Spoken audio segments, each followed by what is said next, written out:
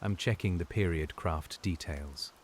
Then I'll begin directly inside the pricking room and keep every factual element folded naturally into the narration. In the first blue light of 1900s Bruges, you sit at a narrow bench as a lace pricker, with cold stone beneath your shoes and a steel point resting between your fingers. Let your shoulders soften, because the work before you moves at an unhurried pace. A small lamp makes an amber circle upon the table, and within that circle lie paper, card, blackened linen, and the patient outline of a flower. Tonight will remain beside you as those outlines become pathways for other hands. The room has been awake longer than the street, though its only sounds are the clock and the faint settling of timber overhead. You can smell lamp oil, damp wool, and the dry sweetness of paper stored in wooden drawers. Outside, a cart crosses the cobbles beside a narrow canal, and each iron-rimmed wheel sends a softened vibration through the window glass. Here in Bruges, your lace pricker's day begins without ceremony, with the same tools waiting where you left them, and the same measured quiet gathering around the bench. Your task stands between the designer and the lace maker, though few people who admire finished lace will ever think of your hands. A drawn pattern cannot guide the bobbins until you translate its lines into holes, placing each one where a pin must later stand.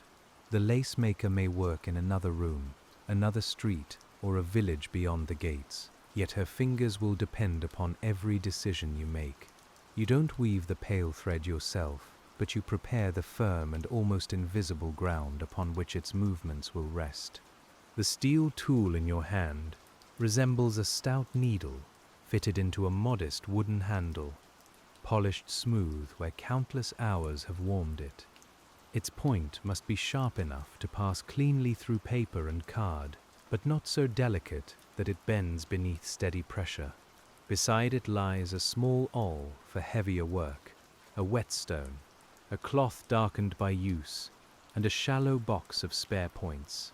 Nothing is decorative, though every object possesses the quiet beauty of something shaped by habit. You begin by touching the point against the pad of one finger, lightly enough to test sharpness without breaking the skin. A dull tool presses and tears, leaving rough edges that may catch a pin or distort the space between neighboring holes. A point sharpened too finely may wander with the grain of the card, especially when your hand becomes tired late in the afternoon. So you learn to recognize the correct edge by feel, a tiny clean resistance that tells you the tool is ready. The paper before you carries a floral design drawn in dark ink, with curving stems, rounded petals, leaves, and narrow spaces for connecting braids. Bruges flower lace favors forms that appear loose and natural when finished, although the pattern beneath them is controlled with considerable care. What looks like a freely curling leaf must still tell a lace maker where to place each supporting pin. Your work gives that freedom its quiet discipline, turning graceful ink into a sequence of exact positions. Before the first hole, you study the entire drawing while your hands remain folded near the edge of the table. This is not idleness, because the eye must make the journey before the steel begins it. You follow one stem into a flower, cross an open space toward a leaf, and return along the outer border without touching the paper.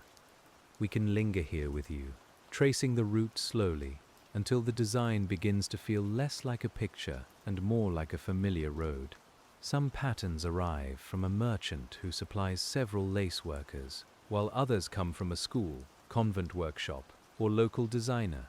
The sheet may be freshly drawn and crisp, or it may preserve a design copied from something already worn soft with use. Certain flowers have passed through many hands, changing slightly whenever a damaged pattern is renewed or adapted for another width. In your room, these old shapes don't seem grand or distant. They're simply tomorrow's work waiting beneath the lamp. The merchant expects a pattern that can be used more than once, so the thin drawing must be strengthened before you pierce it.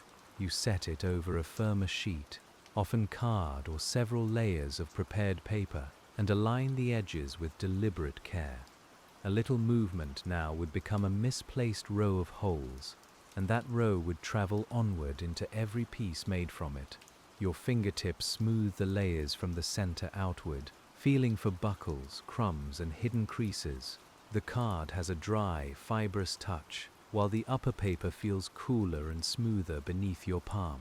If the material has absorbed moisture from the Bruges air, its edges may lift slightly when brought near the warm lamp. You place a modest weight upon one corner and secure another, never crushing the drawing or hiding the lines you need. The preparation is simple, yet the morning often depends upon this little act of making everything lie flat. Beneath the card rests a pricking cushion, firm enough to support your pressure and soft enough to receive the point. It may be made from layered cloth, leather, felt, or another yielding material kept especially for this purpose. Without it, the point would strike the wooden bench, blunting itself and sending an unpleasant jar into your wrist. With it, each downward movement ends in a muted yielding sensation, like a foot settling into moss. You adjust your chair until the drawing lies close enough for detail without forcing your shoulders into a rigid curve. The chair is plain, and one rung bears the smooth marks left by generations of shoes resting in the same place. Your apron protects the front of a dark dress from dust, graphite, and the grey smudges transferred from older patterns. Wool warms your knees, though the room still holds the night's coolness against your wrists and ankles. And as the light outside slowly gathers, the Bruges Lace Pricker's first true task begins with the outer boundary of the design. You lower the point onto a marked position, steady the paper with your other hand, and press through both layers.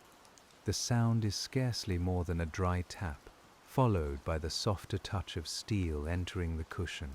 You lift the tool straight upward, and the first tiny opening remains behind, dark, round, and clean. The next hole must stand at a distance determined by the kind of line the lace maker will form.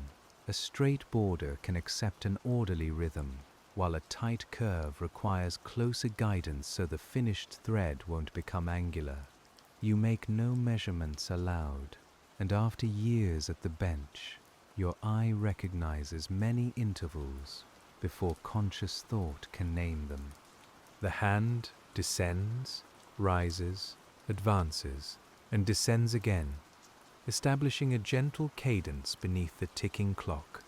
Press, lift, move, and settle. The sequence repeats without asking your mind to hurry. Your wrist supplies the motion, while your fingers keep the point upright and your elbow rests lightly near the bench. If you drive the tool sideways, the holes become slanted, and a pin inserted later may lean away from its proper line.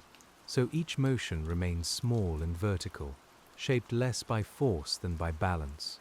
A church bell sounds somewhere beyond the roofs, its note softened by damp air and distance. You don't need to count its strokes, because the pale window already tells you morning has reached the canals.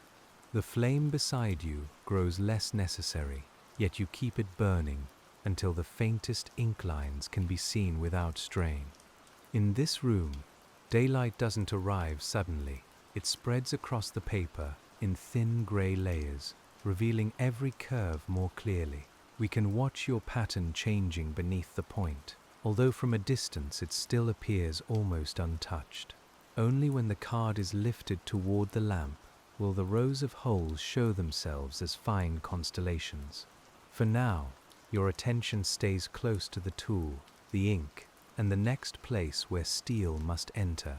The world narrows pleasantly to a space no larger than your two hands, and within it there is enough purpose for the morning. You reach the first petal and turn the card rather than twisting your wrist around the bend. This keeps the movement natural and prevents the point from obscuring the line as you work. The weights are lifted and replaced. The layered sheets rotate upon the cushion, and a new portion comes beneath your hand. Even this turning has its practiced manner, accompanied by a whisper of paper, and the soft knock of the weight returning to wood. Along the petal's outer edge, the holes draw nearer where the ink curls inward, then open slightly as the curve relaxes. Each point will later hold a pin around which threads are crossed, twisted, or carried by the lacemaker's bobbins. You imagine those bobbins only as much as your task requires, smooth pieces of wood clicking gently against one another. Their future route is already beginning here, inside the small dark marks that follow your hand. A lace pricker cannot treat every black line alike, because a design contains more than outlines. Some marks indicate the course of a braid, some the edge of a solid woven area, and others the crossings where separate parts must join. Experience teaches you how the intended lace is constructed, even when you never make the whole piece yourself. The drawing speaks in conventions familiar to the workshop, and you listen through the combined memory of eye and fingers. Where the instructions are uncertain, you pause rather than inventing a hurried answer. A sample may lie nearby, folded inside blue paper and protected from dust, so you uncover it and examine how the threads meet. The lace is lighter than it appears, with raised leaves, small openings, and narrow bridges joining one shape to another. When you rest it against your dark apron, the structure becomes visible, and the designer's intention returns to focus. You don't pull the sample or test its strength, because fine cotton may retain the shape of every careless touch. Instead, you support it upon the flat of your hand, and compare one flower with the drawing beneath the lamp. The finished threads soften the strict geometry of the pattern, showing how a row of plain holes becomes something supple and almost weightless. It is one of the quiet pleasures of your occupation, this glimpse of cloth hidden inside card. Once the uncertain crossing is understood, you cover the sample and return it to the drawer. The point resumes its muted tapping, and the room settles again around that familiar sound. A neighboring worker may cough behind a partition, or a door below may open briefly onto the street, admitting cool air and the smell of wet stone. Nothing interrupts the rhythm for long, because your hands know exactly where they left the line.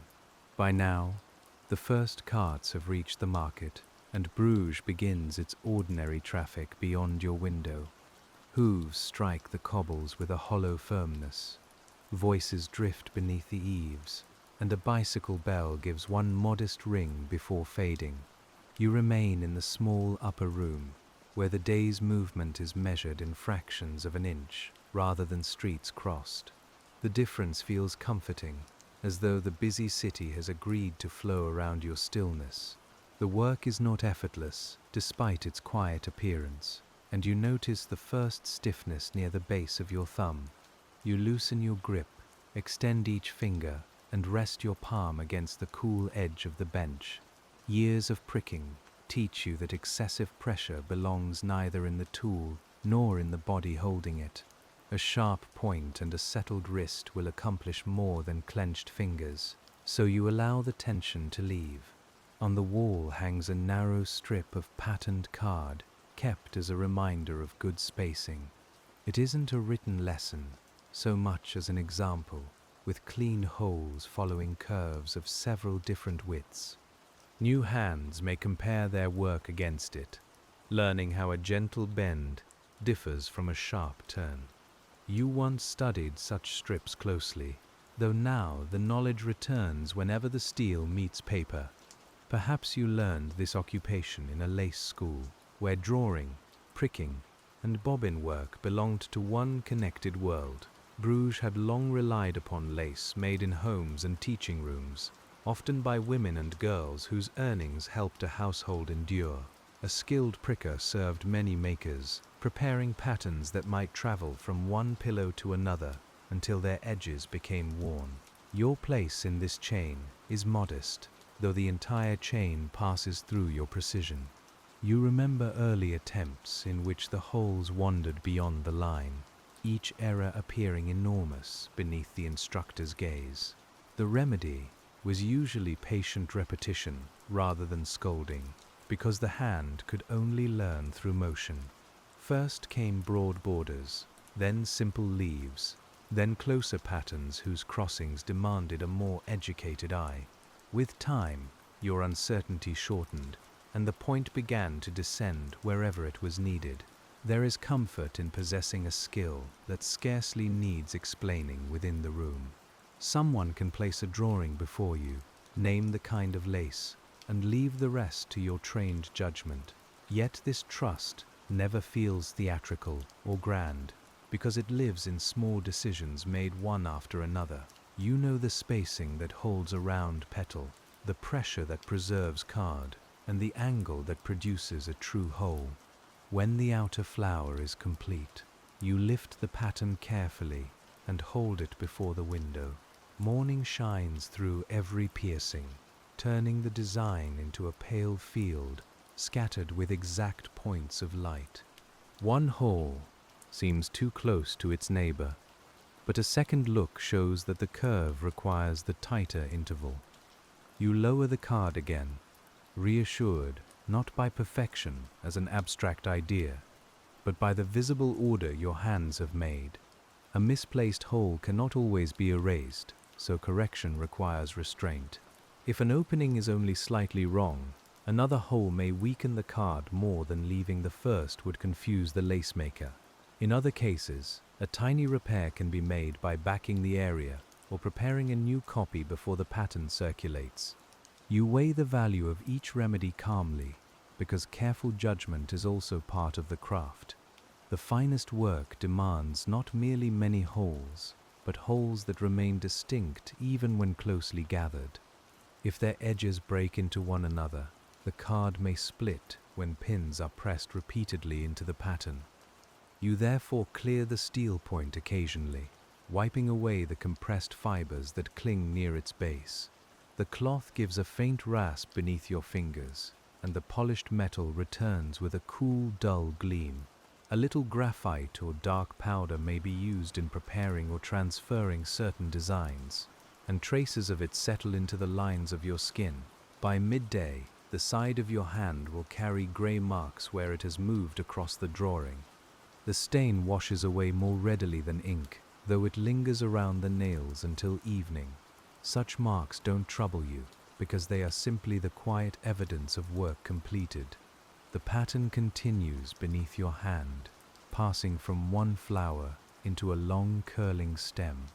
Here, the spacing changes subtly, because the lace maker will need support along both sides of a narrow woven band.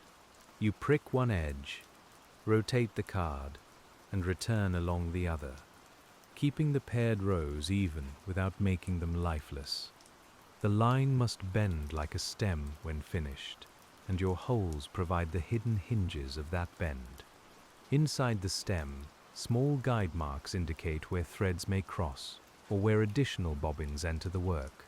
You place these holes with special attention, since an omitted point can puzzle a maker several streets away. She may know how to compensate, but every unnecessary uncertainty steals time from hands already paid by completed lace. So you inspect each junction twice, letting your gaze travel outward and back before the point falls. Payment in the lace trade is often modest, and time rests quietly behind every decision made at the bench. A merchant wants usable patterns, lace makers need steady work, and households depend upon coins gathered from patient hours. Yet you don't spend the morning calculating each movement, because calculation would only stiffen the rhythm. You work economically through familiarity, allowing skill to save the seconds that haste would merely waste. A folded cloth beside the lamp contains a piece of bread, and perhaps a little cheese for later. Its warm grain smell has begun to mingle with paper, oil, wool, and the faint mineral dampness rising from the street. You notice it only when your stomach gives a gentle reminder, then return to the inner part of the flower. Breakfast can wait until the next natural pause, because the present row has found a satisfying flow. Still, the body's small needs belong to the work rather than standing outside it. You shift your feet, straighten your back, and take a sip of water from an earthenware cup. The rim is cool, with one rough place where the glaze has thinned from years of use. When you set it down, you choose the same safe corner as always, well beyond the reach of paper and ink. The inner petal requires a tighter series of holes, and you bring the pattern closer to the lamp. Your eyes adjust to the dark line, following a curve no wider than a thread of yarn. The point descends more slowly here, but the slowness feels natural, like lowering a bucket carefully into a narrow well. Each opening joins the last without crowding it, and the petal closes upon itself in a small, complete loop. You have now pricked only part of the pattern, though the bench already holds the feeling of considerable time. That is the nature of this occupation, where progress appears through accumulation rather than sudden change. One hole means almost nothing, while hundreds become a route that another pair of hands can follow for days. We remain close beside you, where patience gathers so gradually that it never needs to announce its arrival. At times, you think of the lace pillows resting in nearby houses, round or gently sloping beneath their protective cloths. The patterns you prepare will be fastened to those pillows, and pins will rise from the holes like a little metal thicket. Cotton threads wound on wooden bobbins will cross and twist between them, forming leaves, braids, and open spaces. Your quiet room is therefore connected to many other rooms by routes too fine to see. A widow near the canal may receive one copy, while sisters in a narrow house share another beneath their front window.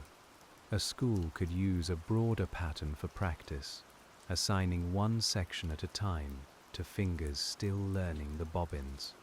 You don't need to know every destination to understand the care each copy deserves. Whoever receives it will meet your judgment in every curve, even if she never learns your name. This anonymity has its own gentle quality, because the work doesn't ask to be admired separately from what it enables. No one will frame the pricked card beside the finished collar or altar cloth, although without it, the threads would have no dependable course. You become familiar with making an object meant to serve, wear down, and eventually be replaced. Its beauty lies in usefulness, in the clear directions preserved by each small opening. When a pattern is used repeatedly, the holes widen under the lacemaker's pins, and the card grows soft around its edges. It may return to you bearing signs of many completed pieces, with darkened corners and tiny creases across the back. You can often judge which areas cause difficulty from the unequal wear or from penciled notes added beside a junction. An old pattern tells the history of hands through pressure rather than words. Some can be renewed by placing fresh card underneath and pricking through the existing holes. This copying work has a different rhythm, since the old pattern itself guides your point without requiring you to follow visible ink. You must keep both layers tightly aligned, watching that the worn holes don't allow the steel to wander sideways. Each downward press carries an old decision into new material, preserving a useful design for another season. Today's pattern is new, however, and the ink still holds a faint shine where the line was drawn heavily. In one corner, a small number or merchant's mark identifies the design, though your task lies entirely within its shapes. You avoid pricking through any notation that doesn't guide the lace, leaving the margins strong for handling and fastening. Even the untouched border has its function, protecting the fragile interior like the plane frame around a window. The lamp flame trembles when air moves beneath the door, sending a thin shadow of your hand across the card. For a moment, the steel point's shadow becomes longer than the tool itself, reaching over stems you haven't yet begun. Then the flame steadies, and the room resumes its familiar proportions. You draw the lamp slightly nearer, feeling a mild warmth along your knuckles as you continue the pattern. A clock on the shelf marks another portion of the morning with a dry mechanical click. Its face is yellowed, and its hands advance with the same quiet certainty you seek in your work. You don't watch each minute pass, because the patterned rows reveal time more honestly than the clock.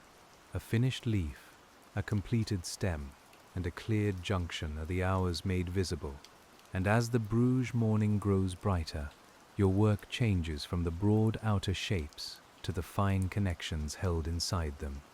These little bridges will join flower to leaf and leaf to border, allowing open air to remain part of the lace.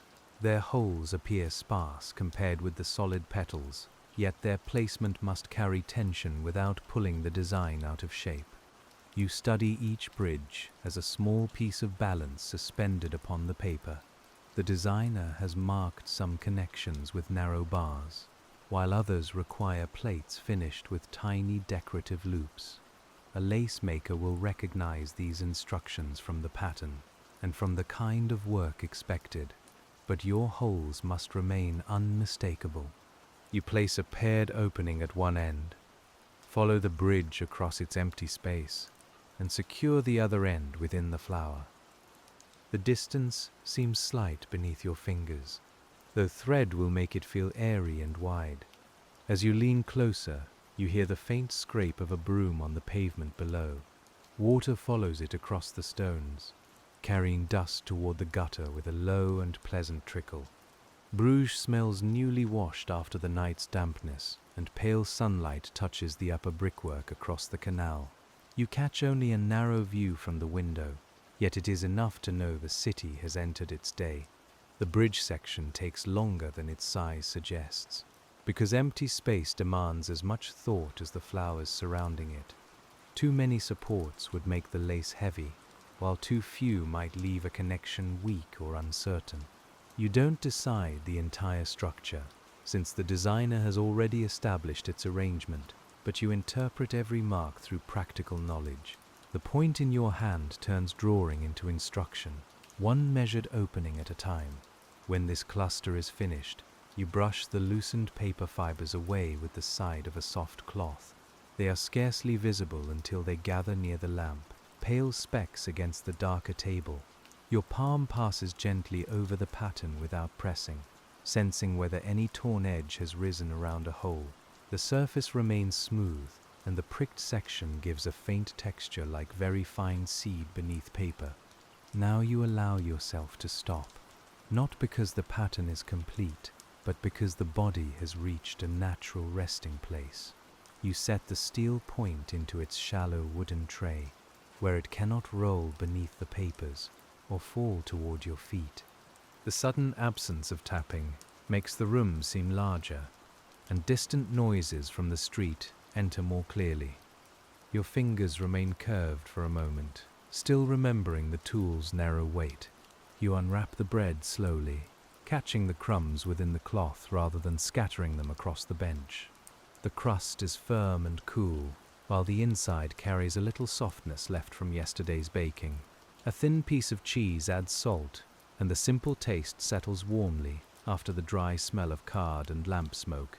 You eat without leaving your chair, looking not at the pattern, but toward the pale window.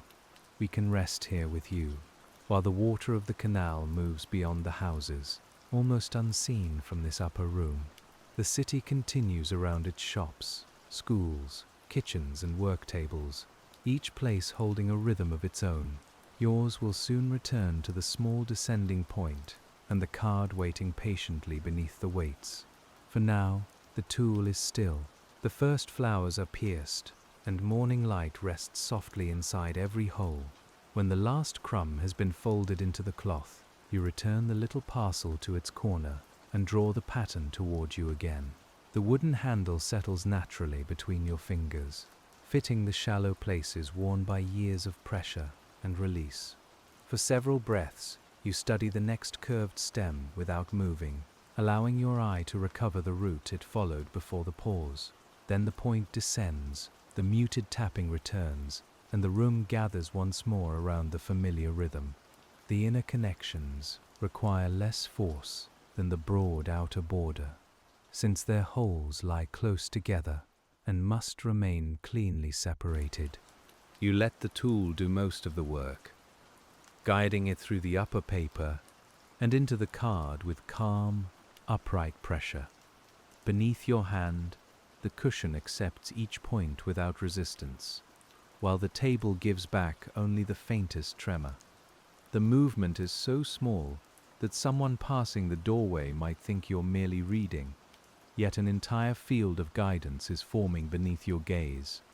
A narrow braid curves between two leaves, and you prick its paired edges while turning the card a little after every few holes. Your left hand controls this turning, keeping the layers aligned while your right hand maintains the point's steady rise and fall. The two hands seem to work separately, though long practice has taught them to share one quiet intention. You don't command every motion now. You simply notice the braid becoming clear, one side answering the other with measured symmetry. A lace maker following this braid will cross and twist her threads between the pins, drawing the bobbins toward herself as the work grows. She'll rely upon the distance between your holes to shape the curve without tightening it too sharply or allowing it to wander. Though her room may sound with many wooden bobbins, the path beneath them will retain the stillness of your bench. In that way, your Bruges Lace Pricker's morning continues elsewhere, carried forward through cotton, pins, and the unspoken memory of your spacing. The idea might seem delicate, but the tools involved are plain and practical, made for repeated use rather than display. Your steel point has no silver ornament, and the card carries no beauty that a customer would immediately recognize. Yet usefulness gives these things a character of their own, especially after the hand has polished, softened, and marked them through years. You know each object by touch, even when winter mornings leave the room too dim for clear sight. A little farther along, the ink line passes beneath an older correction made by the designer, where one curve has been scraped and redrawn. The paper feels thinner there, so you reduce your pressure and support the weak place with two fingers spread lightly beside it. A careless thrust might tear the surface or open a ragged slit that would weaken the finished pattern. Instead, the point enters gently, and the repaired curve accepts its row of holes without losing its shape. You can sense changes in the card through the wooden handle, just as a seamstress feels heavy cloth and fine linen differently through her needle. Dense fibers offer a brief firmness before yielding, while softer portions allow the point to pass with almost no resistance. This knowledge belongs more to the body than to speech, and explaining it would take longer than simply placing the tool in a practiced hand. Your fingers listen to the material, gathering each tiny message through pressure, grain, and texture. Beyond the window, sunlight reaches the canal at last, and reflected brightness begins moving faintly across the ceiling. The shifting light resembles water even indoors, wavering over plaster and the dark beam above your head. You keep your gaze upon the card, but the pale motion remains at the edge of vision, gentle and companionable. Bruges seems to breathe through that reflected glow, while your point continues making its small, dry sound. The next motif is a leaf with a fuller woven center, and its pattern asks for a different arrangement of supporting holes. Around the outer rim, you maintain the smooth curve, but within it, you mark the places where the working threads must change direction. A leaf that appears solid in finished lace is still built from crossings and twists, each held temporarily by pins. Your pricking doesn't reproduce the threads themselves, yet it establishes the quiet framework that allows their surface to grow evenly. You compare this leaf with its partner on the other side of the design, noticing that they resemble rather than precisely mirror one another. The slight difference keeps the flower work from feeling stiff, though it also means you cannot copy your spacing without looking. You follow the fresh line attentively, letting each change in width guide the intervals beneath your point. Even repetition contains small departures, and the hand remains awake by attending to those modest variations. This is one reason the work can soothe without becoming careless, because it offers familiarity while asking for a narrow, steady attention. Your thoughts may loosen around the edges, wandering briefly towards supper or weather, but the center remains with the tool. Whenever the mind travels too far, the dark curve beneath your fingers brings it quietly back. There's no rebuke in this return, only the simple invitation of the next mark waiting to be opened. A woman enters from the adjoining room carrying a used pattern wrapped loosely in faded cloth. She places it upon an empty part of the bench and waits until you've completed the row beneath your hand. There's no need to interrupt a curve midway, and she understands the value of allowing your rhythm to settle naturally. When you finally lift the point and look up, a parcel lies between you with the quiet promise of another task.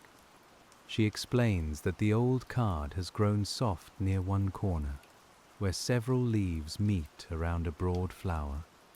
Her voice remains low, partly from habit, and partly because the workroom seems to encourage gentle speech.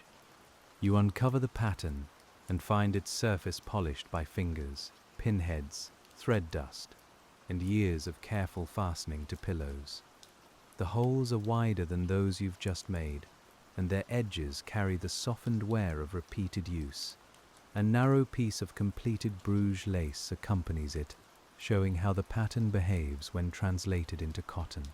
You spread the lace over a dark cloth so its open spaces and raised forms become easier to read. The flower has 6 rounded petals, each surrounded by tiny loops, while plated connections hold the separate motifs together without filling the air between them.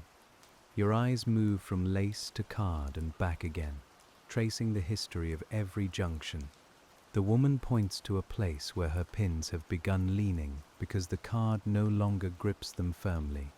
You touch the weak area and feel how the fibers have loosened into something almost like thick cloth. A fresh backing might extend its life, although the central section will soon require a complete new copy. You agree to strengthen it first, and she leaves the parcel with you before returning to the soft clatter of bobbins beyond the wall. Her brief visit changes the atmosphere only slightly, yet it reminds you that your work never exists entirely alone. Every pattern has a future pair of hands waiting for it, and every worn card carries the impressions of work already completed. We can imagine the pattern passing between benches, folded cloths, and lace pillows across Bruges, quietly linking rooms that may never share a doorway. Your pricking point stands at one small crossing within that wider network of labor. You set the old pattern aside until the new design reaches a suitable stopping place. Mixing the two tasks too quickly would scatter your concentration and leave tools or papers where they don't belong. The fresh card remains secured beneath its weights, its unfinished flowers still awaiting several close rows. You return to the leaf, find the last completed hole, and continue without needing to search for long. Skill leaves a recognizable edge, a place where the established order simply waits to resume. Near the leaf's base, 3 narrow lines gather before separating into a stem and 2 connecting braids. The cluster is dense, so you inspect it under a small magnifying lens held in a simple metal frame. Such assistance spares the eyes during intricate work, although the glass also enlarges every paper fiber and wavering stroke of ink. Beneath it, the design becomes a landscape of black paths and pale roughness, with your steel point poised above like a slender post. You place the central hole first, because the surrounding positions take their order from that fixed point. Then you work outward along each line, alternating sides so the card doesn't become weakened by too many close piercings at once. This measured sequence prevents tearing and keeps the cluster balanced beneath your hand. The result looks modest when the lens is removed, yet that little gathering of holes will govern several threads at their busiest crossing. The magnifying glass, leaves a circular patch of brighter light upon the pattern, surrounded by the softer amber of the lamp. You move it slowly as the work advances, careful that its metal foot doesn't scratch or drag across the drawing. Occasionally, the glass catches the window and flashes pale silver, but the brightness passes as soon as your wrist adjusts it. Most of the time, it simply makes the small world beneath you calmer, larger, and more legible. Your eyes still need rest, and you've learned to give it before strain becomes an ache behind the brow. At the end of the cluster, you raise your head and look across the canal toward a distant roofline. Chimneys, stepped gables, and narrow windows appear softened by the morning haze, requiring no close inspection from you. For a little while, distance relaxes the muscles that have held your gaze near the table, and the city offers its quiet horizon. A gull passes above the roofs, white against the washed blue sky, though its call reaches you only faintly through the glass. Below, canal water presses gently against stone, carrying broken reflections beneath a low bridge. You let your breathing settle with that slow movement, while one hand remains resting near the pattern. When your attention returns to the bench, the dark lines appear clearer, and the next stem seems almost to invite your point onward. By late morning, the Bruges Lace Pricker's room has warmed enough for you to loosen the woolen cloth around your shoulders. The lamp contributes some heat, as does the sunlight now reaching one side of the table. Paper that felt cold earlier has taken on the room's warmth, and the steel point no longer chills your fingertips when lifted from its tray. The whole bench seems to have awakened gradually with you, tool by tool and surface by surface. The remaining stem runs close to the pattern's border, leaving little margin for your steadying hand. You shift the weights and place a strip of clean card beneath your palm, protecting the drawing from dampness and graphite. This movable handrest travels with you along the edge, making a smooth bridge over the completed holes.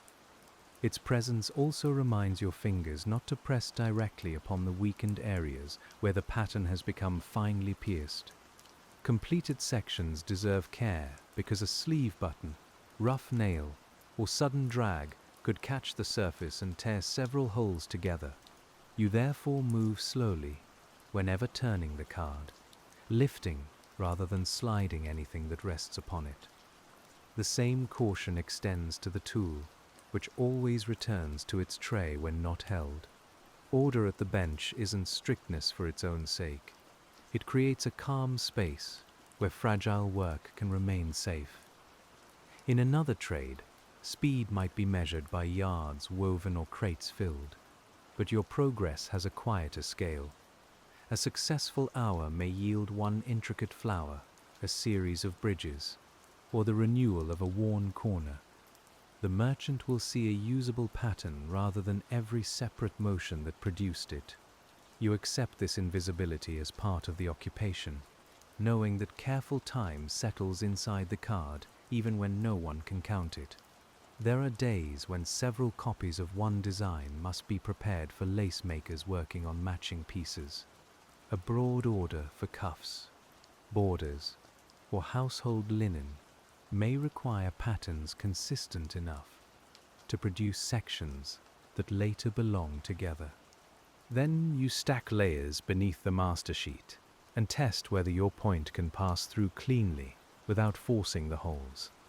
Too many layers create slanting openings, so restraint governs multiplication, just as it governs every other part of the process. Today's design requires only a small set of copies, and the first card will serve as the master once you've checked it. This initial pricking must therefore be particularly clear, since any fault could be repeated through every layer placed beneath it. You don't allow that responsibility to become heavy. You simply let it sharpen your attention at each uncertain place. The best safeguard remains the same ordinary sequence of looking, placing, pressing, and checking. The final outer leaf is smaller than the others and curls toward the center like a folded ribbon. Its tight inner turn requires several holes, close enough to preserve roundness without breaking the intervening fibers. You make them one at a time, pausing briefly after each pair to inspect the paper's surface. The cushion receives the point softly, while your fingers feel the card remain firm around the growing curve. At the narrowest turn, you rotate the design almost completely around, bringing the margin toward your body and the flowers toward the window. The whole pattern briefly appears unfamiliar in this new direction, though the small section beneath your hand remains perfectly understandable. A practiced worker learns to read curves from any angle, because comfort of movement matters more than keeping the drawing upright. The lace itself has no favored direction, and your point follows whichever orientation keeps the wrist easy.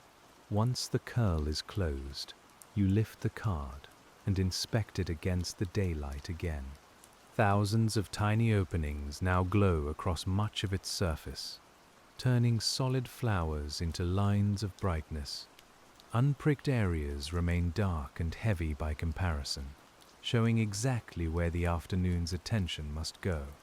You tilt the card gently, and the lit holes seem to appear and vanish like distant windows along a night-darkened street. One opening near the border looks irregular, so you lower the pattern and examine it through the lens. A short paper fiber has folded inward rather than separating cleanly, partially covering the hole from beneath. You clear it with the point's tip, using a sideways touch so gentle that the surrounding card remains undisturbed. When you lift the design once more, the light passes cleanly through, and the border regains its even sequence. This checking is not a separate stage saved only for the end, because inspection accompanies the work throughout the day. Your eye moves ahead to the next mark and backward to the holes already made, maintaining a quiet conversation between intention and result. Small faults are easier to correct while the pattern remains flat, aligned and familiar beneath your hands. By working this way, you don't seek impossible flawlessness. You preserve the dependable clarity another worker will need. The clock approaches noon, and sounds from below begin to change as doors open and people turn toward their meals. A stronger smell of soup rises through the building, carrying onion, root vegetables, and the soft earthiness of boiled potatoes. Your bread has quieted your hunger, yet the warmth in the air makes you aware of the longer pause still to come. Before taking it, you choose to finish the border, where the final leaf joins the frame. That joining point looks simple, but it must hold both the decorative motif and the straight edge that may later attach to cloth. You prick the border with regular intervals, then approach the leaf through a short row that gradually closes the space between them. The meeting should feel natural to the lace maker, with no abrupt crowding of pins and no uncertain gap. You test the root with your eyes, imagining thread under tension until the connection appears comfortable. The final hole enters beside the leaf, and you keep the point still for a breath before lifting it. Not because the moment requires ceremony, but because your hand naturally recognizes the completion of a sustained line. You place the tool down and let both palms rest upon the unaffected margins of the card.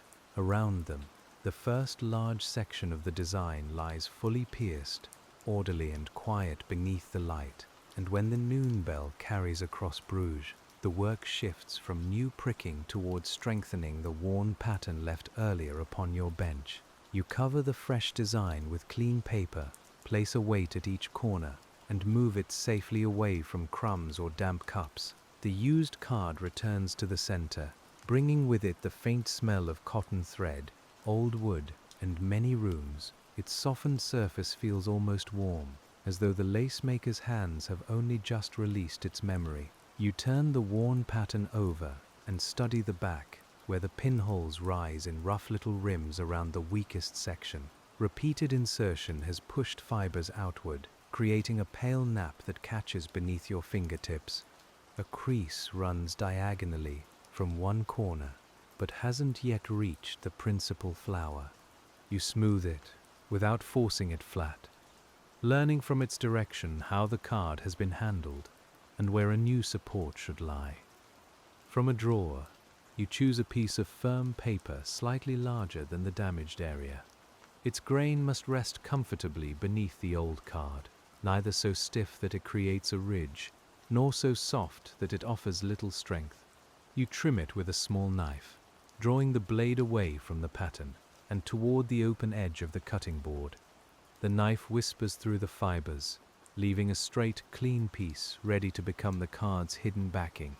A thin adhesive may secure such a repair, used sparingly so moisture doesn't buckle the pattern or close its holes. You spread a modest layer across the backing with a narrow brush, working from the center toward the edges. The paste has a mild, flowery smell, familiar from paperwork and household mending. Its cool dampness darkens the new sheet briefly, while the brush leaves parallel strokes that shine before turning matte. You position the backing beneath the weakened corner and lower the old pattern onto it without stretching either layer. A clean cloth protects the surface while you press from the center outward, easing away any trapped air. The card gives slightly beneath your palm, then settles into a firmer shape as the new support meets every part. You check the edges for excess paste and remove one small bead before it can dry into a rough ridge. The repaired corner must rest under a flat board while the adhesive begins to hold. You place only enough weight above it to maintain contact, avoiding pressure that might crush the raised rims around the existing holes. While it waits, you wash the brush in a small jar and wipe the handle before the paste hardens. These supporting chores belong naturally to the Bruges Lace Pricker's day, because paper care and tool care preserve the accuracy of later work. Your noon meal waits downstairs, where the air is warmer and conversation remains subdued. Before leaving the bench, you shield the lamp, secure the steel points, and make certain no loose sheet lies near the table's edge. A passing draft could carry thin paper across the room, or fold a half-finished drawing against a chair.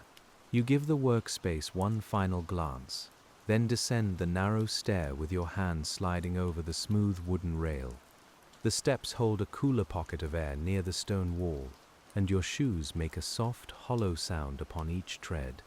Downstairs, soup sends steam against the windows, blurring the view of the canal and the houses opposite. You sit among a few other workers, warming your fingers around a plain bowl before lifting the spoon. For several minutes, the body receives attention that the pattern claimed all morning, and the warmth spreads slowly through your hands. Conversation moves around familiar subjects, including the damp weather, the price of fuel, and a delivery expected from the paper supplier.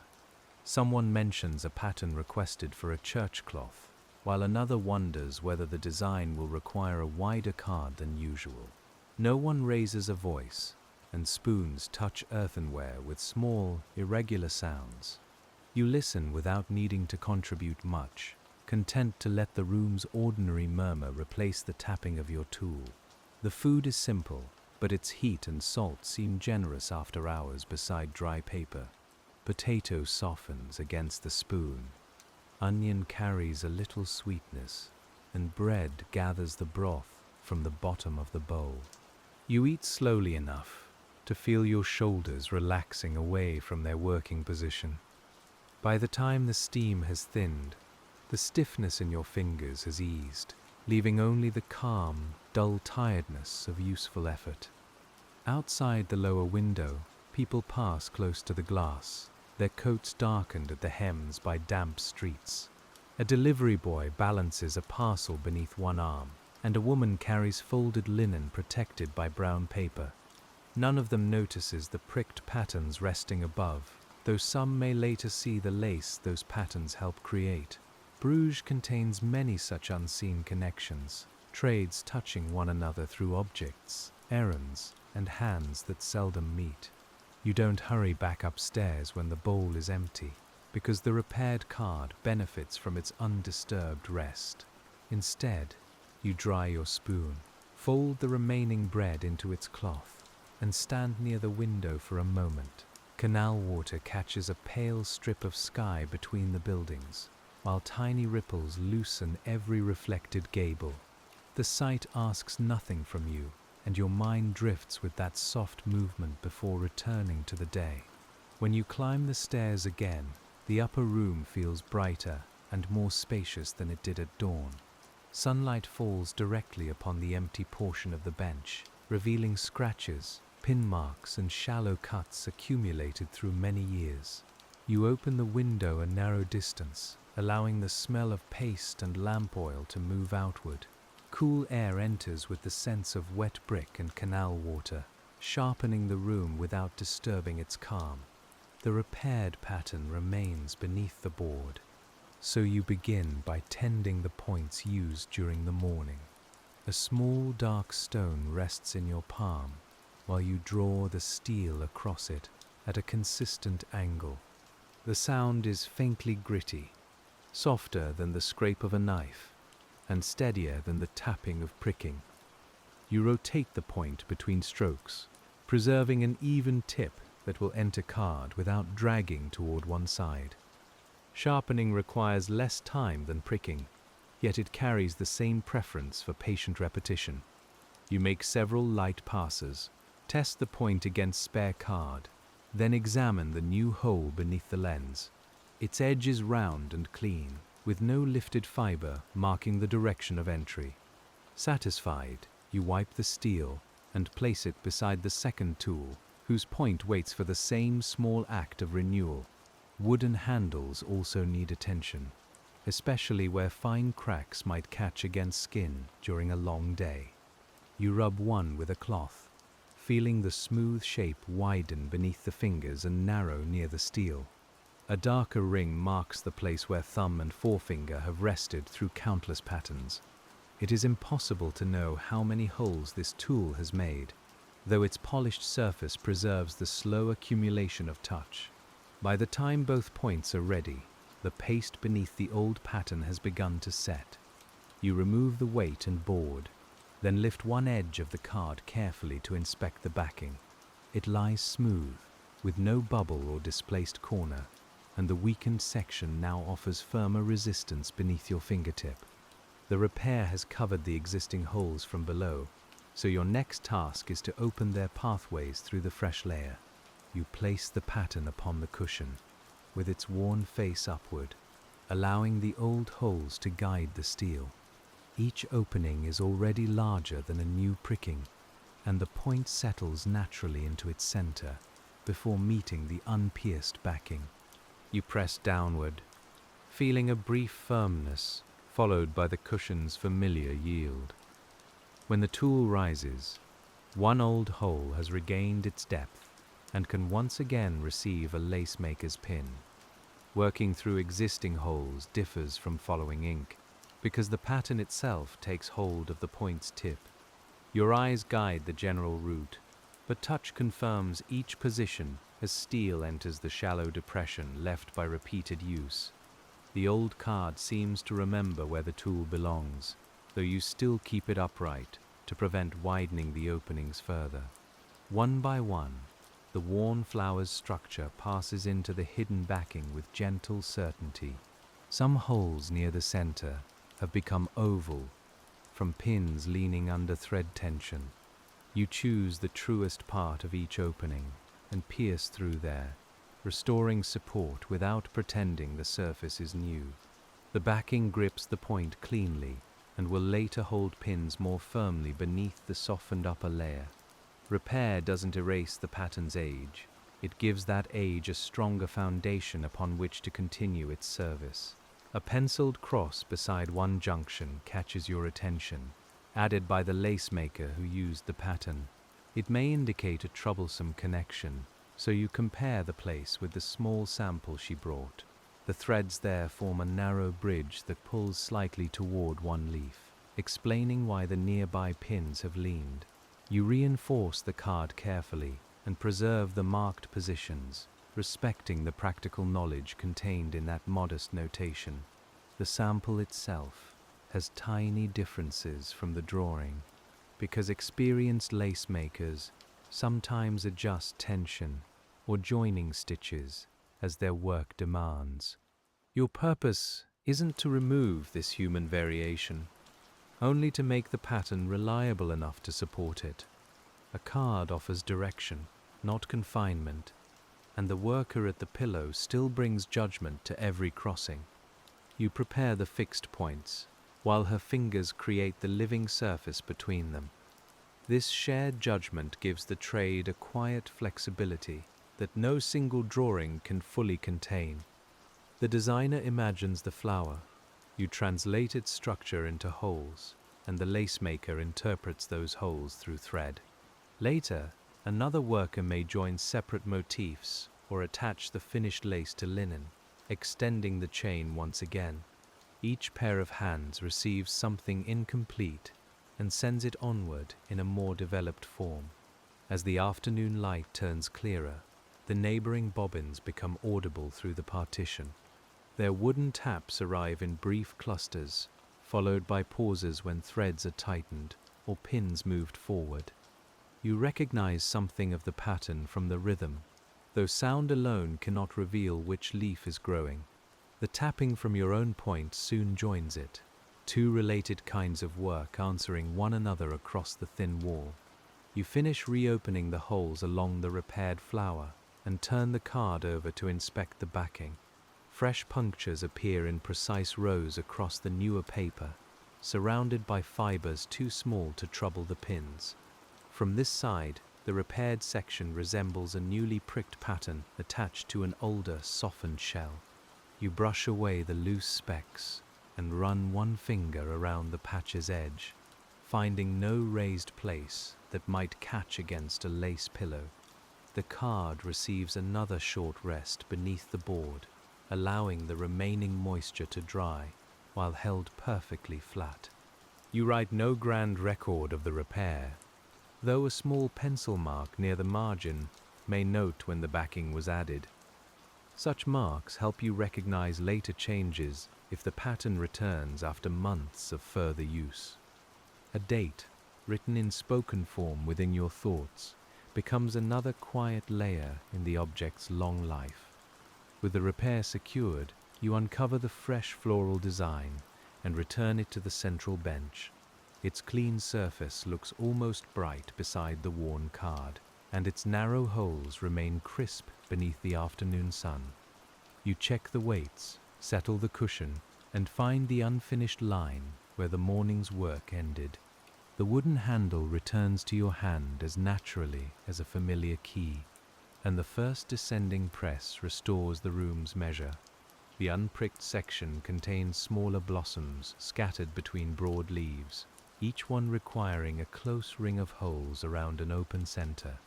You begin with the nearest blossom and work around its outside edge before entering the details within. The card rotates beneath your left hand in small, even movements, never twisting your right wrist beyond comfort. A pale circle slowly emerges from the black outline, delicate in appearance yet firmly organized by your touch. Inside the blossom, a handful of points mark where fine threads will cross to make an airy filling.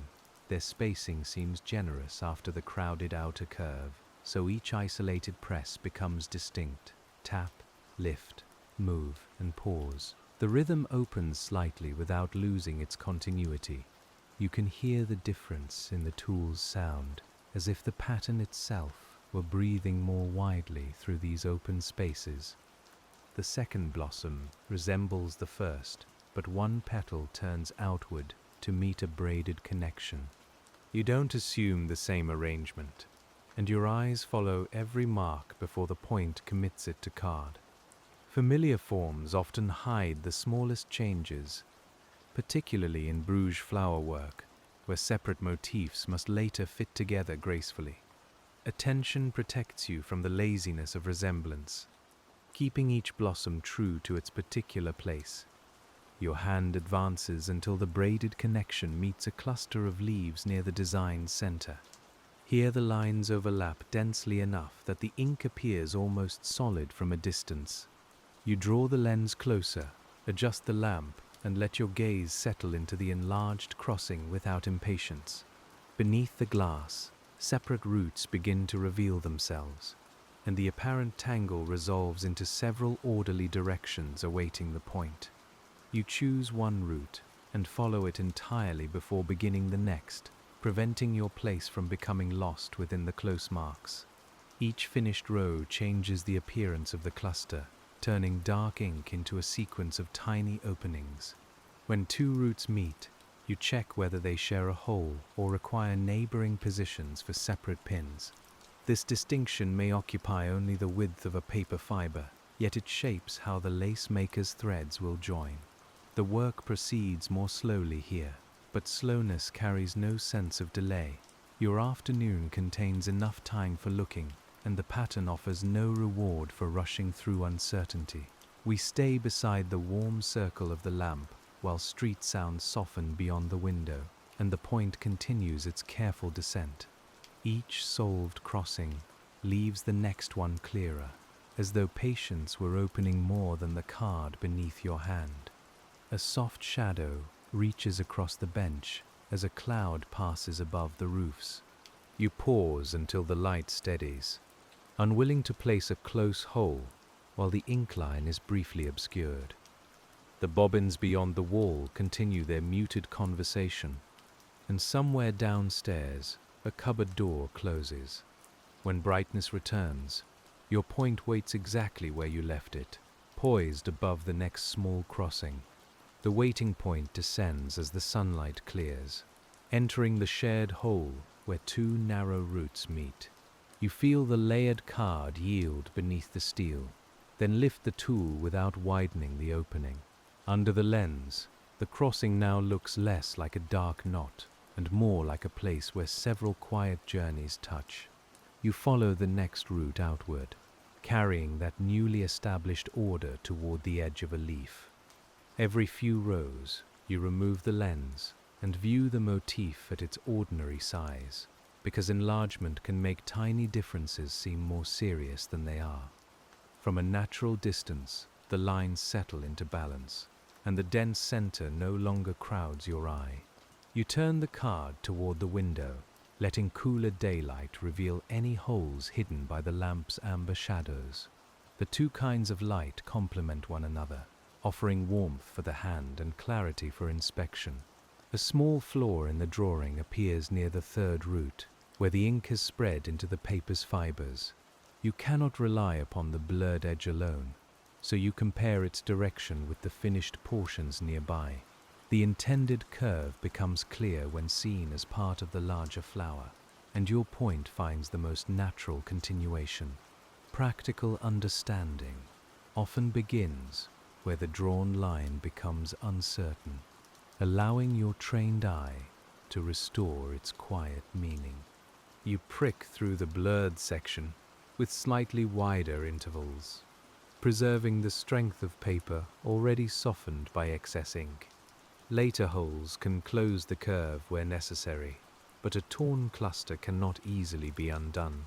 The choice is modest, perhaps invisible to anyone who handles the completed pattern, yet it protects the card from premature wear. Much of your Bruges Lace Pricker's judgment lives in such unnoticed acts of restraint. The root ends beside a broad petal, and you pause to flex your fingers before continuing around its rounded edge. Afternoon warmth has made the wooden handle comfortable, though a faint dampness now gathers where your thumb rests against it. You wipe the handle with the cloth and turn it once between your palms. The tool returns cleaner and steadier, ready to travel through another measured arc of dark ink. As the petal curves, your hand settles into a pace established by the distance between its marks. Wider spaces allow each press to stand alone, while tighter turns draw the sounds into a closer murmur. The tapping never becomes loud because the cushion absorbs the point, and the wooden handle softens the impact. From the corridor, it might resemble gentle rain beginning upon a distant roof. You don't need to count the holes, yet your body senses when the spacing has altered unexpectedly. A movement too short or too long interrupts the rhythm before the eye fully recognizes why. Then you stop, inspect the line, and decide whether the change belongs to the design or to a momentary drift of your hand.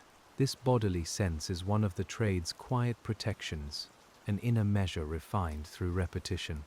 At the petal's tip, 2 rows narrow toward a single joining point. You work one side almost to the end, rotate the card, and bring the other side forward to meet it. The last hole serves both edges, so its placement must gather them without pulling the tip to either side. Your steel enters at the center, and the petal closes with a neat, balanced point beneath the lens. A few paper fibers cling to the steel when you lift it, and you wipe them onto the dark cloth beside your hand. Against that cloth, the fibers resemble pale dust, nearly weightless and without any useful form. Yet their absence from the hole matters, because even a small obstruction can make a pin hesitate or lean. You clear the next opening, just as carefully, keeping the pattern's tiny entrances open for the work to follow. The cloud has passed completely now, and sunlight reaches the jar where your sharpening stone rests. It glints through the glass, casting a warped oval upon the tabletop among the scratches and faded stains. You shift the jar away from the paper, more from long habit than immediate concern. Liquids and patterns occupy separate territories upon a lace pricker's bench, divided by an unwritten border of care. Near the center of the design, a blank oval has been reserved for a larger flower made separately and joined later. Bruges flower lace often grows from individual motifs, each worked with its own bobbins before being connected into a broader arrangement. Your pattern must show both the independent forms and the places where they'll eventually meet. The open oval therefore carries as much intention as the ink surrounding it, a prepared absence waiting for another piece. You prick the joining points around this opening while leaving its plain center untouched. Each hole stands near a small mark that tells the lacemaker where a braid or sewing will attach. The result looks like a ring of dark stars around an empty field, sparse but carefully arranged. Your hand moves slowly from one to the next, preserving the generous space that gives the finished lace its lightness. A customer admiring the lace may notice flowers first, then leaves, scrolls, and the soft white shine of cotton. The openings between them may seem to have appeared naturally, though they've been shaped as deliberately as the solid motifs. You understand that emptiness must be measured, supported, and protected from collapse. The pattern teaches the threads where not to gather, and your holes establish the boundaries of that useful air. When the ring is complete, you lay the sample beside it to compare the joining points. The old lace shows a tiny picot, a decorative loop no larger than a grain of barley. Resting along one plate, you locate its mark on the drawing and place the corresponding hole with the finest point. That single opening will eventually help another hand form a delicate loop almost too small to notice from across a room. The fineness of such details doesn't make your surroundings seem precious or fragile. The chair still creaks, the floor carries dust near the skirting, and the window frame needs fresh paint along its lower edge. Your apron bears grey smudges, while the lamp chimney shows a faint veil of soot. Lacework belongs within these ordinary conditions, growing from rooms where practical hands create delicacy without pretending life itself is delicate. Someone in the adjoining room begins a familiar prayer under her breath, matching the words loosely to the movement of bobbins. The voice is low enough that individual phrases blur, leaving only a steady human cadence behind the wall. You don't join aloud, though your point soon falls into something close to its rhythm. Speech, wood, steel, and paper share the afternoon for several minutes, bound by the same gentle tempo. When the murmured words fade, the tapping seems clearer, but the room doesn't feel empty. Your own breathing, the clock, and the distant water remain, each occupying a different layer of sound. You begin another leaf and feel the work take hold of your attention again. There is comfort in returning to a known sequence after even the smallest change. as though the pattern offers a place already prepared for you. This leaf contains a narrow vein through its woven center, represented by a line of holes set farther apart than those around the rim. You establish the outer edge first, then place the interior row while checking its distance from both sides. A vein positioned too close to one edge could make the finished leaf appear cramped or uneven. Your eye keeps it gently centered, allowing the form to retain its grace without mechanical stiffness. Halfway along, the vein bends toward the base and meets the holes of the stem. You place the meeting point, lift the pattern to the lamp, and see both rows converge without crowding. Light passes evenly through the openings, confirming what your fingertips had already sensed. You lower the card with a small inward satisfaction, the kind that doesn't interrupt the day, but settles quietly into the work itself. And as the afternoon moves deeper across Bruges, your attention turns toward completing the fresh master pattern before copies can be prepared. The remaining area lies along the lower border, where small blossoms alternate with lengths of straight edging. It appears simpler than the crowded center, yet straight lines readily reveal careless spacing. You draw the ruler nearer, not to replace your eye, but to confirm that the long edge has remained true. The ruler is made of wood, thin and darkened by handling, with divisions worn faintly along one side. You lay it beside the incline without covering the marks, then inspect the border from end to end. One section rises almost imperceptibly toward a flower, an intentional adjustment that softens the transition. You remove the ruler and follow the drawn line as it is, respecting the designer's slight inclination rather than forcing perfect straightness. The first several holes fall at regular intervals, each one accompanied by the same dry touch against the cushion. Your hand advances along the ruler's remembered course, maintaining a steady distance without counting aloud. At the point where the border begins to rise, the rhythm changes gradually, shortening near the flower. This controlled alteration keeps the line alive, allowing an ornamental edge to meet its motif without an awkward step. A straight border may eventually be sewn against linen, perhaps along a collar, cuff, cloth, or household covering. Its lower edge must remain sufficiently firm to endure handling, washing, and careful storage. The customer may never know which part was pricked by you and which section another worker completed, but the finished piece will hold each contribution together. Your small holes participate in that future usefulness, preparing a lace edge for years of quiet contact. The lower blossoms require fewer bobbins than the broad central flowers, though their patterns still demand clear pin positions. You work around each one with a relaxed hand, enjoying the open spacing after the dense crossings above. Repetition helps here, since the blossoms share a common form, but you continue looking for small differences in their joining stems. The first turns inward, the next outward, and the third rests almost upright against the border. A speck of dried paste clings to the side of your finger, left from the earlier repair. You notice it when it brushes roughly across the clean handrest beneath your palm. Rather than risk scratching the drawing, you soften the speck with the damp corner of a cloth and rub it away. The skin feels smooth again, and your hand returns to the card without carrying that tiny source of friction. Paper remembers roughness readily, taking the mark of a nail, button, crumb, or grain trapped beneath its surface. Because of this, you clean the cushion and bench before placing any fresh sheet upon them.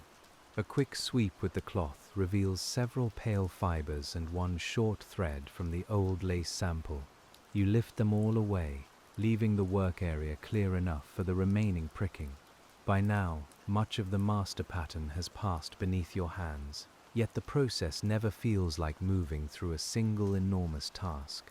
You meet it as one flower, one braid, one border, and one joining point at a time. Each section asks for a manageable kind of attention, then yields its place to the next. This division comes from the design itself, allowing the day to unfold through many small circles of completion. The last blossom along the border has an open center shaped like a little almond. Its inner curve is narrow, requiring you to turn the card more frequently than the earlier round centers. You press, rotate, and press again, keeping the steel vertical while the paper changes direction beneath it. The movement resembles guiding cloth beneath a needle, though here the needle remains nearly still and the pattern travels around it. As you close the almond shape, a late cart rolls heavily across the nearby bridge. The vibration reaches the bench through floor and wall, causing the lamp flame to tremble inside its glass. You wait with the point lifted until the faint shaking passes, then inspect the last hole before continuing. Nothing has shifted, and the card lies as securely as before beneath its modest weights. You finish the blossom, follow its short stem, and reach the final unpricked stretch of outer border. The remaining line is no longer than your hand, yet you treat it with the same care as the first morning curve. Fatigue can hide inside familiar movements, making intervals widen when attention loosens. You settle your shoulders, adjust your grip, and allow each final hole to receive its proper distance. The border meets the beginning of the pattern with no visible break, completing the route around flowers, leaves, and open spaces. You don't announce its completion, and the clock offers no special sound for it. Instead, you set down the point and rest your eyes upon the entire sheet. The design has changed from ink carried by paper into a practical map of possibilities that pins and threads can follow.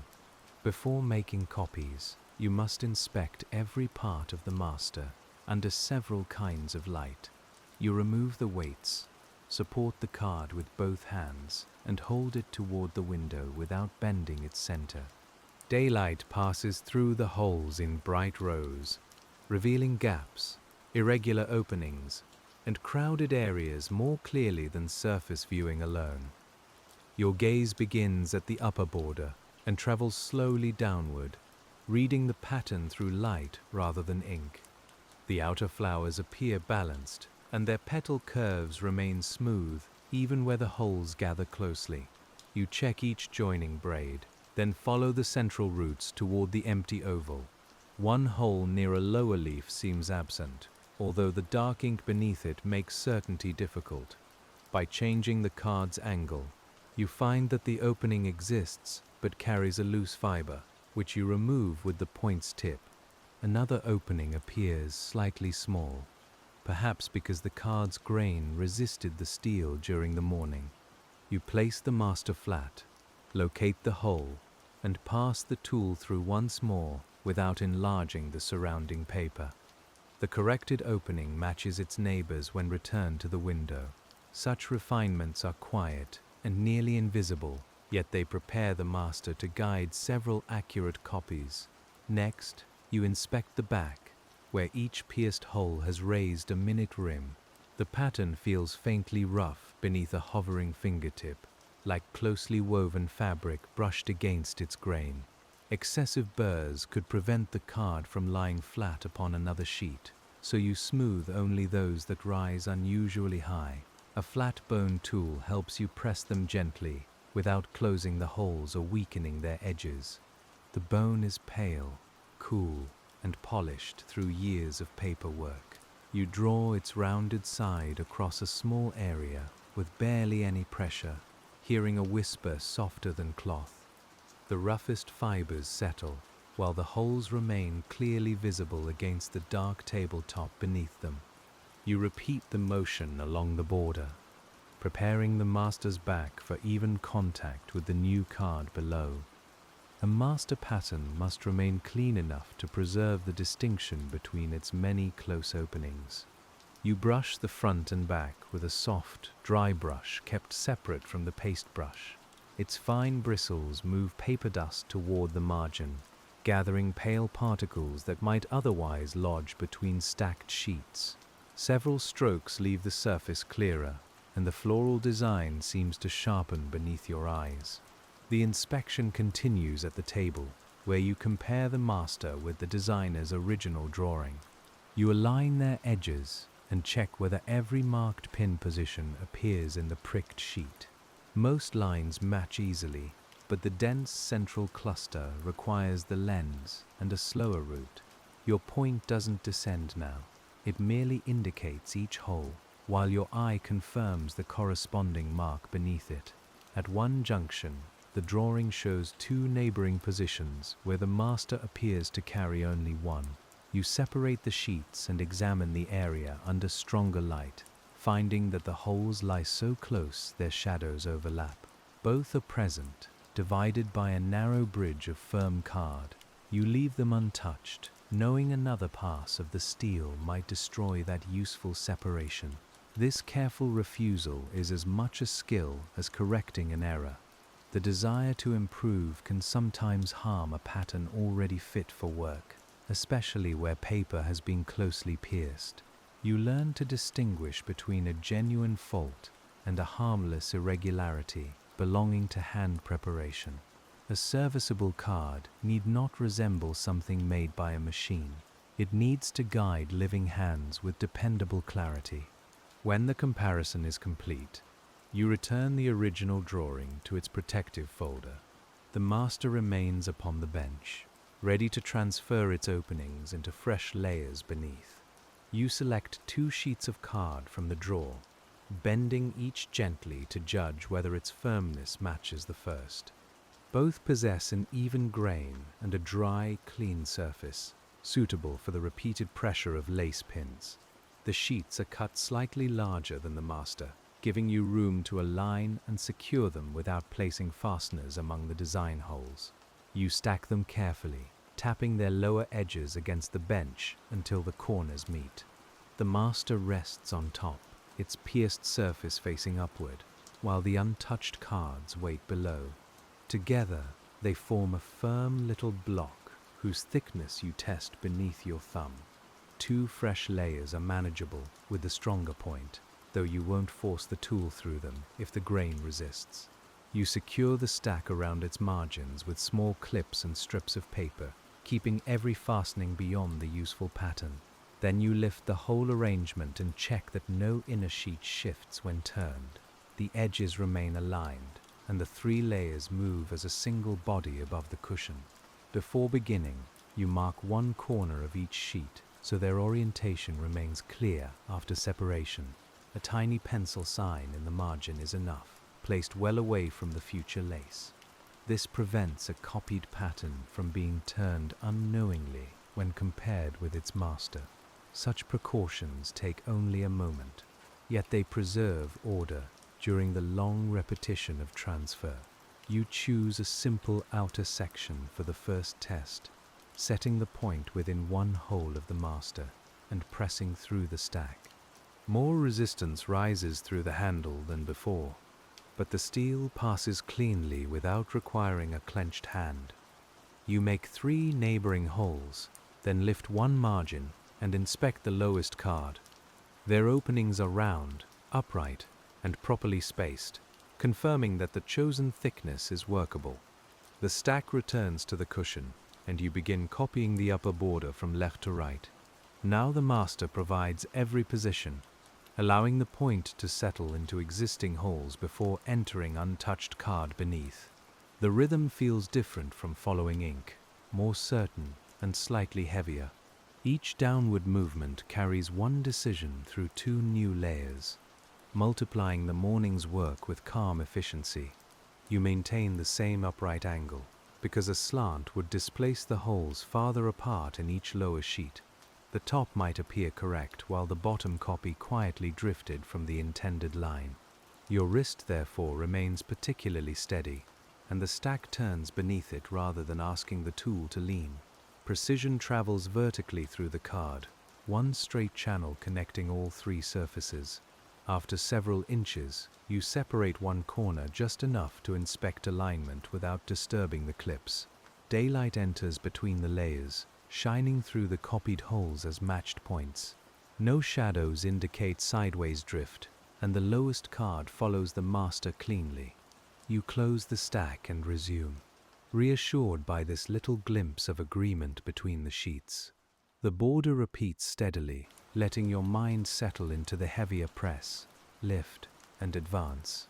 Although the physical motion demands more force, you keep the grip loose and draw strength from the forearm, rather than the fingertips. Every few rows, you release the handle and open your hand fully against the table. The brief stretch keeps warmth moving through the joints and protects the day's remaining ease. Afternoon sounds have softened outside, and fewer carts now cross the bridge near the workroom. A shopkeeper draws something wooden across a threshold below, while a dog's claws click briefly over the stones.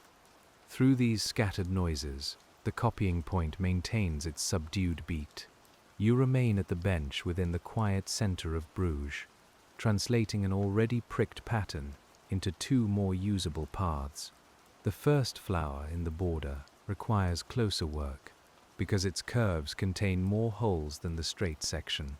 You reduce pressure slightly, allowing the steel to find each opening before pushing through the lower cards. If the point meets the edge rather than the center, you withdraw and settle it again, instead of forcing a new route. The master's holes lead you reliably when approached with patience, and every copied petal retains the same roundness. As the stack turns, the clips near one corner begin approaching your wrist. You stop and relocate them along a completed margin, never removing more than one fastening at a time. The layers remain held by the others, preserving alignment while space is cleared for your hand. This modest rearrangement belongs to copying just as surely as the pricking itself, making room for motion without sacrificing steadiness. You reach the flower's inner ring and test the point on a spare stack of matching card. Close holes passing through several layers can place greater strain upon the lower sheet, particularly if the steel has begun to dull. The test opening remains clean, yet you draw the point once across the stone before returning. A minute of preparation spares the pattern from the roughness that a tired edge might leave. The sharpened steel enters the ring with less resistance, and your hand regains its earlier ease. Hole after hole passes through the master and into both copies, each guided by the opening above. The sound becomes slightly deeper as the thicker stack meets the cushion, but it remains gentle and contained. You follow the circle until the last channel meets the first, completing 3 matching centers with one sustained round. The copied sheets cannot yet be seen in full, but you imagine their lower surfaces gathering the same floral constellation beneath the master. There's satisfaction in knowing the design is being preserved without redrawing every line. An accurate pricking can carry a pattern forward through many renewals, even after the first card has worn beyond use.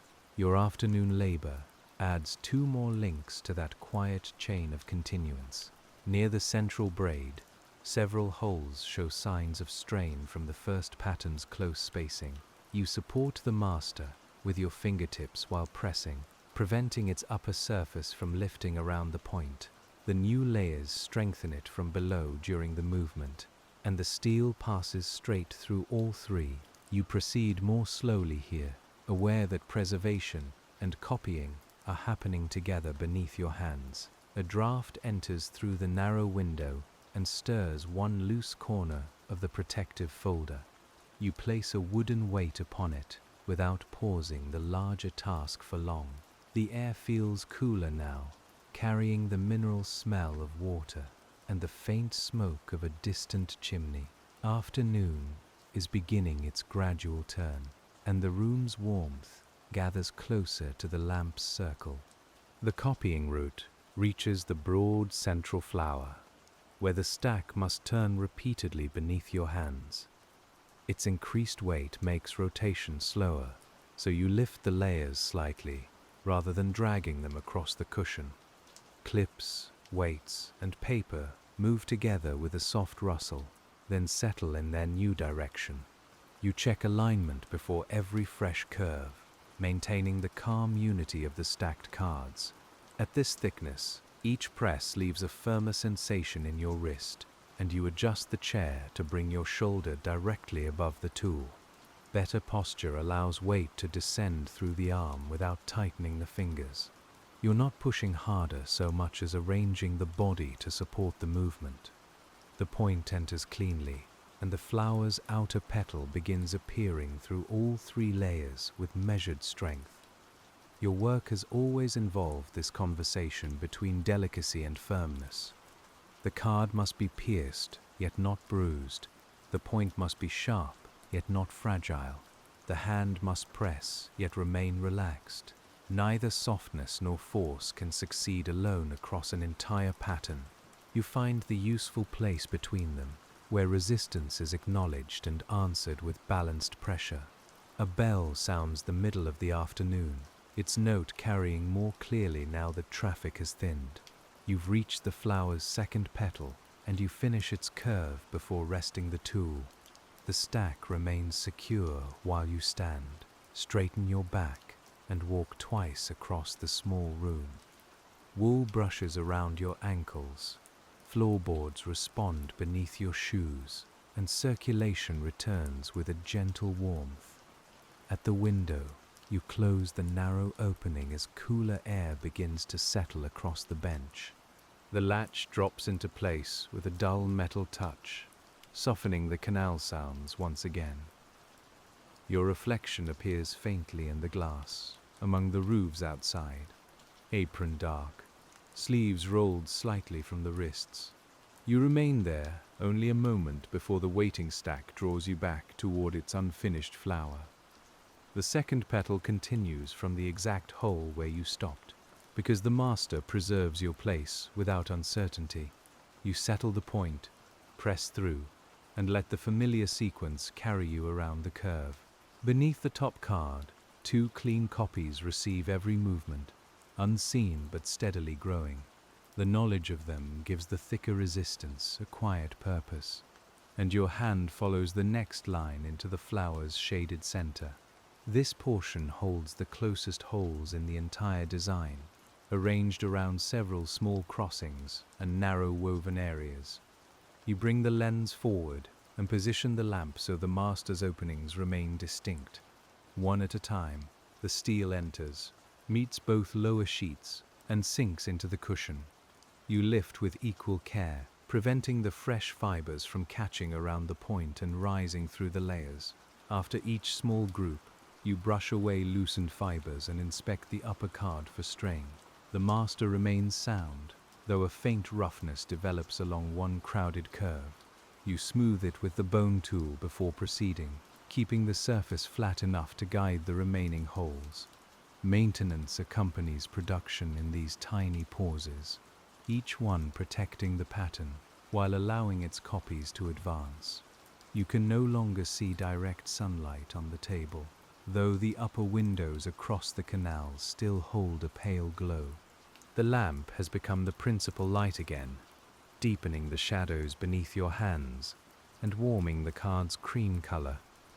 Beyond its amber circle, the room recedes into softer grays and browns. Within it, the point waits over another close opening, and you guide it downward with unbroken patience. The central crossings gradually pass through the stack, leaving only the open oval and its surrounding joining points. These sparse holes provide relief after the crowded flower, allowing your grip to loosen and your pace to widen. Each press stands apart, followed by a fraction longer before the next. The pattern seems to breathe again beneath your hands, opening its measured field of air across all 3 cards. You inspect the lowest sheet through a carefully lifted edge, using the lamp to shine between the layers. The copied openings align cleanly, and the central flower retains its rounded form without sideways drift. You lower the master and replace the clip in precisely the same position. There is still much of the stacked pattern left to pierce, and your point returns to the next waiting hole as evening gathers quietly beyond the glass.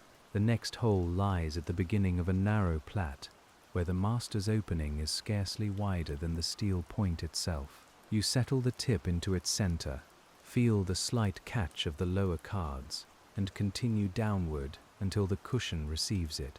The stack gives a soft, layered sigh as the tool rises again. Then your hand advances along the plait, carrying its paired line of openings into both fresh sheets. This part of the transfer requires frequent turning because the plate bends around the empty oval before joining a broad leaf. You move the clips whenever they approach your wrist, keeping at least 2 fastenings secure while the third changes position. The papers remain aligned so precisely that their edges seem cut from one block. Beneath your fingers, the heavier stack rotates with a slow, agreeable firmness, quite unlike the single card used earlier. At each tight bend, you reduce the distance between pauses rather than between holes, giving yourself time to feel whether the steel stands upright. The point finds the master's channel, passes through the first copy, and reaches the second without leaning. If resistance changes unexpectedly, you withdraw and inspect instead of pressing harder. This restraint keeps the lower pattern true, since force can turn a tiny hesitation into a permanent drift across several layers. The plate completes its curve and enters the leaf through a cluster of close pin positions. You brace the stack near the cluster with 2 relaxed fingers, taking care not to cover the holes beneath the lamp. One opening follows another, each carrying the old root into new card. The flower, plate and leaf now possess the same joining point on every sheet, linked by a straight, invisible channel left by your tool. A late shaft of daylight appears briefly upon the opposite wall, reflected from some window across the canal. Its pale gold edge moves over plaster, reaches the shelf, and fades before touching your table. You notice it without looking away from the pattern, much as you notice the clock or distant footsteps. The room continues to change around you, while your immediate world remains the next hole and the steady weight of the handle. Copying a pricked master saves the designer's line, yet it also preserves the decisions you made while interpreting that line. Every adjusted interval, centered crossing, and careful bend now passes into the cards below. Another Bruges Lace Pricker could read those choices later, just as you read the worn pattern repaired before noon. The craft carries knowledge quietly, not only through spoken lessons, but through the durable arrangement of holes. The broad leaf beneath your hand contains enough openings to warm the wrist again, so you pause before stiffness develops. Your fingers uncurl against the table, and the thumb makes a slow circle at its base. The simple movement loosens the place where the tool's handle rests most heavily. When you resume, your grip has softened, and the point descends with more controlled ease than it would have under tired pressure. Across the partition, the bobbins fall silent while the lacemaker moves her pins forward. A chair shifts, thread draws softly against cotton, and one wooden pin box closes with a muted tap. Then the bobbins begin again, crossing in quick but gentle pairs. Your slower pricking rhythm moves beside theirs, 2 patterns of sound sharing the same afternoon without needing to match. The leaf's outer holes follow a sweeping curve that allows the stack to remain nearly still for several presses. Only your hand advances, guided by the master's openings and the faint shadow of the point. As the curve tightens, the papers begin their gradual turn beneath you. This alternating movement keeps the work comfortable, letting hand and pattern exchange the labor of direction. Near the leaf's tip, one hole in the master has become rough from the first pricking and later inspection. Its upper edge catches the point, but the true channel remains visible beneath the lens. You guide the steel through the center without touching the weakened rim. Then smooth the surface with the bone tool. The copies below receive a clean opening, while the master retains enough strength to serve through the remaining transfer. You proceed into the lower border, where the regular spacing allows a broader rhythm. Press, lift, advance, and settle. each movement arriving with the quiet certainty of a pendulum. The repeated intervals require attention, though they don't demand constant interpretation. Your mind rests lightly within the pattern, awake enough to preserve its order and calm enough to follow its repetition without strain. The scent of the room has changed since morning, losing the damp chill of stone and gathering warmer notes of paper, wool, and lamp oil. A little smoke from neighboring chimneys enters through gaps around the window frame. It mingles with the faint flower smell remaining from the paste jar. These ordinary scents settle around the Bruges Lace Pricker's bench, making the evening feel close, enclosed and familiar. You reach the first small blossom along the copied border and bring the magnifying lens nearer. Its holes are simple, but the thicker stack can hide a point if the lamp's angle throws a deep shadow. You turn the chimney slightly and draw the flame higher by a modest amount. Amber light fills the openings, outlining each one clearly against the fresh card beneath. The blossom's outer ring passes through all 3 sheets without difficulty. You check the lowest copy after the final curve, slipping a narrow dark paper underneath so its holes become visible. They form a neat circle, with no torn edges or slanted gaps. You remove the dark sheet and close the stack again, satisfied that the point remains sharp enough for the work ahead. An apprentice might be tempted to complete every border before attempting crowded motifs, but that can place uneven strain across a thick stack. You prefer to move through the design in connected sections, preserving the relationship between flowers, braids, and edges. This route also makes it easier to remember what has already been transferred. The master becomes a landscape crossed methodically, with each completed area lying quietly behind your hand. You mark no line over the finished holes, since pencil could obscure openings or stain the lower cards. Instead, you keep your place through the visible difference between untouched channels and those freshly cleared by the steel.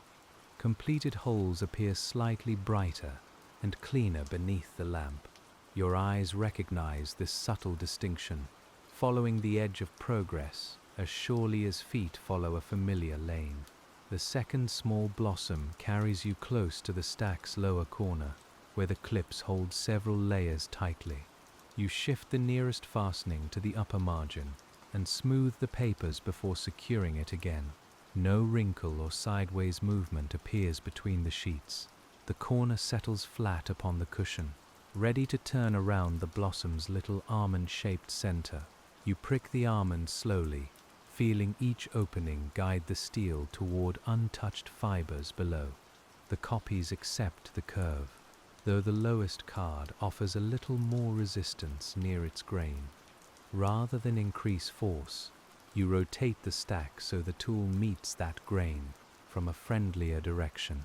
The next press enters cleanly, and the remaining holes follow with restored smoothness. Material has its preferences, even when every sheet comes from the same packet. One part bends easily, another resists, and a third contains a denser strand, almost too subtle to see. You work with these small differences rather than against them.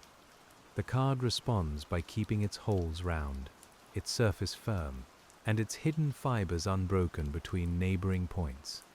A bell sounds from farther away than the one heard earlier, perhaps carried by cooling air above the canals.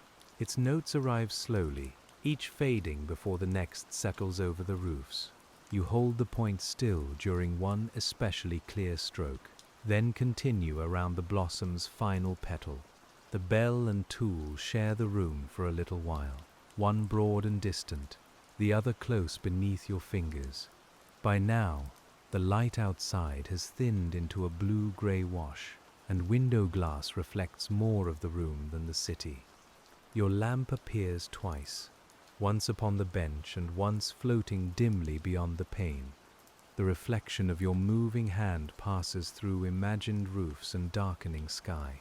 Yet the card itself remains steady and well lit, holding every flower inside a warm circle of attention.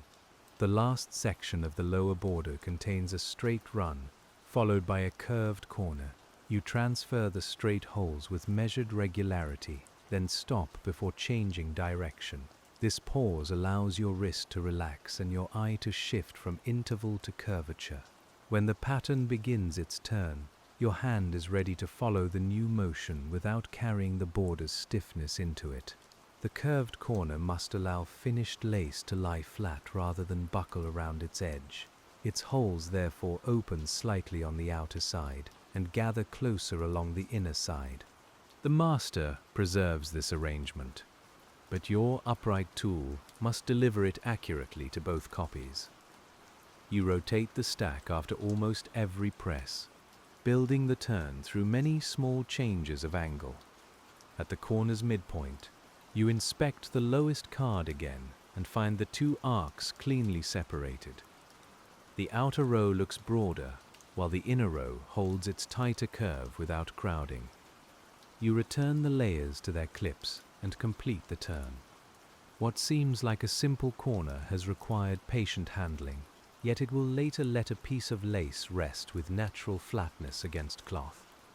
The transfer route now rises along the second side of the pattern. Your shoulder feels the accumulated work, so you lower the chair slightly and draw the cushion closer. A small adjustment changes the angle of your arm enough to relieve the ache. The point resumes its path with the body better arranged around it, proving once more that comfort supports accuracy during repetitive labor.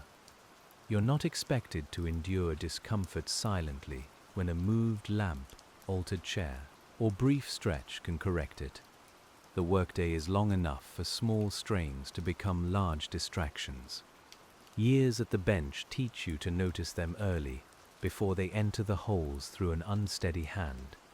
Caring for the tool includes caring for the wrist, eyes, back and breath that guide it. The rising border meets another leaf, narrower than the one copied before. You transfer its outer edge, then follow the inner vein toward a small opening at the base. The point's sound changes over the cushion where earlier holes have compressed its fibers. You move the pattern slightly to a fresh place, and the familiar muted yield returns beneath each press. A pricking cushion also wears with time, especially where the steel repeatedly enters one favored area. Its surface may become hard, hollowed, or crowded with fragments driven down between the fibers. You turn it regularly and brush it at day's end, extending its usefulness. Today, a new section beneath the stack gives the tool the clean support needed for these closely set holes. The narrow leaf finishes beside a 3-strand connection whose master holes form a delicate fan. You begin at the shared base and work outward, transferring one strand fully before returning to the next. This order prevents you from confusing adjacent openings beneath their deep shadows. The fan spreads across both copies, each row keeping its distinct and gently widening course. In finished Bruges lace, such small connections help separate heavier motifs and keep the composition from becoming dense. Cotton threads will make them appear lighter than the solid leaves, especially when worn over darker fabric. You see none of that softness in the card, only holes and ink, yet experience lets you sense the future contrast. The pattern beneath your hand contains both substance and lightness in their earliest practical form. As evening settles more firmly, someone enters to light a second lamp near the doorway. Its flame creates another pool of amber, revealing dust motes that rise and turn above the floorboards. The added light softens the shadows behind your tools without competing with the lamp beside the pattern. You nod your thanks and continue, while the room grows warmer in both color and temperature. The old repaired card remains beneath its board, at the far end of the bench. You glance toward it occasionally, reminded that it must be returned before the lacemaker leaves. Its paste should now be fully set, and the newly opened backing holes should hold pins securely. Still, You choose to finish the copied leaf before testing the repair, keeping one task clear within your mind until its natural pause. The leaf's final hole enters where its stem joins the border. You lift the point, brush the surface, and mark your place by setting a small, clean weight beyond the next unworked section. Then you cover the stacked master loosely against falling dust. The change of task arrives gently, guided by completion rather than the clock's command. You remove the board from the repaired pattern and find the corner lying perfectly flat. The backing has dried to nearly the same firmness as the older card, though its color remains lighter from below. You bend the margin only enough to test its flexibility. Both layers move together, offering support without the brittle stiffness that could make the repair crack during fastening. A shallow box near the shelf holds pins of the kind used on local lace pillows. You choose several with smooth shafts and rounded heads, checking that none carries rust or roughness. One by one, you insert them through the repaired holes into a small test cushion. The new backing grips each shaft firmly, allowing the pins to stand upright where they had leaned before mending. You place pins around the broad flower, then run a pale practice thread through several connections without tightening it fully. This is not an attempt to make the lace, only a practical test of how the repaired card supports its working positions. The thread rests evenly, and no pin shifts beneath the mild pull. You remove the temporary arrangement, satisfied that the flower can return to its maker with renewed stability. The pattern's face still shows its years of use, including softened holes, penciled notes, and a darkened margin. You don't try to make it look new, because those marks cause no harm and may carry useful guidance. Your repair exists mostly beneath the surface, visible only when the corner is lifted. Strength has been added quietly, preserving the familiar face the lacemaker already understands. You wrap the card and sample in the faded cloth, leaving one end open so the repaired area can continue breathing. When the neighboring bobbins pause, you carry the parcel through the doorway rather than calling across the room. The lacemaker looks up from her pillow, where a row of wooden bobbins hangs like smooth, dark fruit. You place the restored pattern beside her and describe the new backing in a low voice. She presses one pin through the repaired section while the card rests upon her pillow.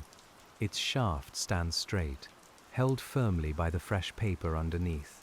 She tests a neighboring hole, then another, and her fingers recognize the improvement before she offers a quiet word of approval. The exchange lasts only a minute, but it closes the small circle begun when she brought the worn pattern to your bench.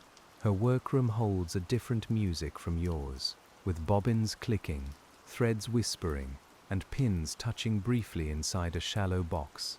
Several lace pillows rest upon stands near the windows, each supporting a separate white growth of cotton. Dark cloth covers the completed portions to protect them from dust and handling. You remain among these sounds long enough to see how naturally your repaired holes disappear beneath the maker's hands. The sight renews your understanding of scale, because a flower that occupied much of your card looks small beneath its cloud of bobbins. Each thread has been wound around a shaped piece of wood, and dozens may hang from one active motif. The maker crosses them in pairs, twists them, places a pin, and tightens the structure with a practiced pull. Your pattern stays almost hidden, yet every movement continues to answer its positions. You return to your own room carrying the faint clatter of bobbins in memory. The stacked copies wait beneath their protective sheet, while the steel point rests exactly where you placed it. You settle into the chair, restore the lamp's angle, and uncover the next unworked section. The occupation becomes quiet again, but it no longer feels solitary after that brief visit to the pillow. The waiting section begins with a cluster of open braids extending toward the upper border. Their holes are farther apart than those in the leaves. allowing you to recover a lighter pressure after the thicker flower work. You transfer each braid from end to end, keeping the neighboring lines distinct. Beneath the master, the copies gather the same airy network, ready to support threads across future spaces. A small pencil notation in the margin reminds you that one braid carries a decorative loop at its midpoint. The master hole is present, though it lies slightly outside the straight route. You locate it under the lens and pierce both lower sheets with a careful vertical press. The copied braids now preserve that tiny departure, ensuring the later loop won't be lost through careless simplification. Patterns can become plainer each time they're copied if small details are overlooked. One missing picot, softened corner, or merged pair of holes may seem harmless, yet repeated omissions gradually change the design. Your work resists that slow fading by attending to the least conspicuous marks. Preservation occurs through ordinary accuracy, one tiny feature carried faithfully into another generation of card. The upper border approaches, and you can now see the transfer's remaining distance without lifting the stack. Only 2 leaves, 1 flower, and several short connections remain untouched. This knowledge doesn't quicken your hand, because the final sections deserve the same pace as those completed earlier. You continue according to the holes, rather than the desire to finish, letting each part receive its full measure of attention. The first remaining leaf contains a tight inward curl, where several master holes have darkened with repeated checking. You clean them with a soft brush before inserting the point.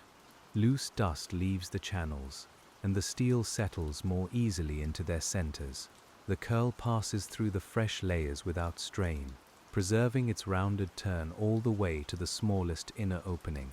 Your lamp needs more oil, but you wait until the leaf is complete before tending it.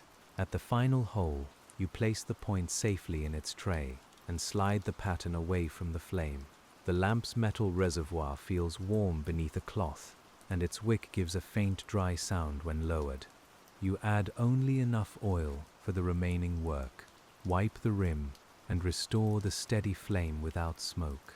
Fresh light settles over the table, making the cream cards appear almost golden. Shadows beneath the clips sharpen, while every master hole becomes a dark, distinct circle. You reposition the stack and return to the last flower. Its broad petals curve around a woven center, echoing the design completed during the brighter hours of morning.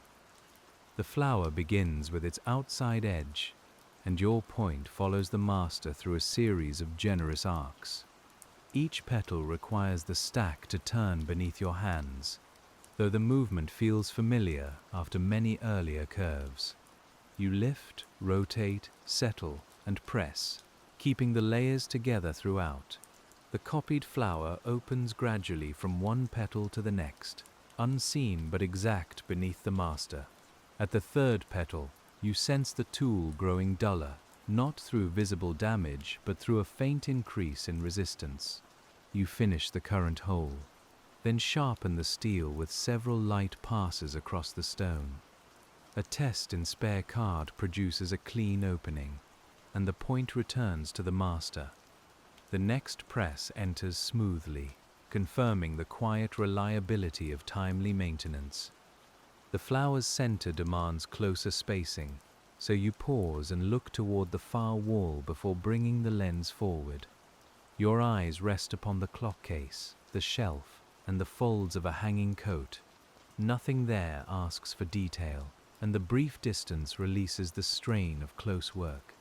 When you look down again, the holes appear distinct, and the center waits within a calm field of light. You transfer the crowded ring in small groups, inspecting the master after each section. The upper card remains intact, though its many holes make it flexible around the flower. Your steadying fingers support the area without pressing directly upon it. Every group reaches both copies cleanly, and the ring closes with a shared opening at the base of one petal. Only the woven center remains, marked by several lines crossing at measured intervals. You follow one line completely, rotate the stack, and begin the next. Their meeting holes require careful placement, since the steel must pass through channels already close to neighboring ones. Beneath your relaxed hand, the crossings retain their separation, preserving the flower's practical structure across all layers.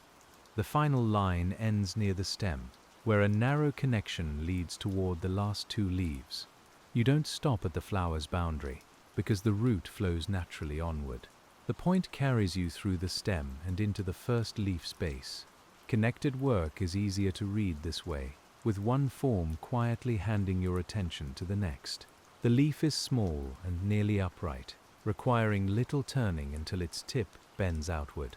You transfer the paired edges, then place the central vein between them. At the outward bend, the stack rotates under the lamp, casting a broad, moving shadow across the cushion. When it settles, the last few holes align clearly, and the leaf closes in a fine tip. The remaining leaf lies beside the upper border where the transfer began.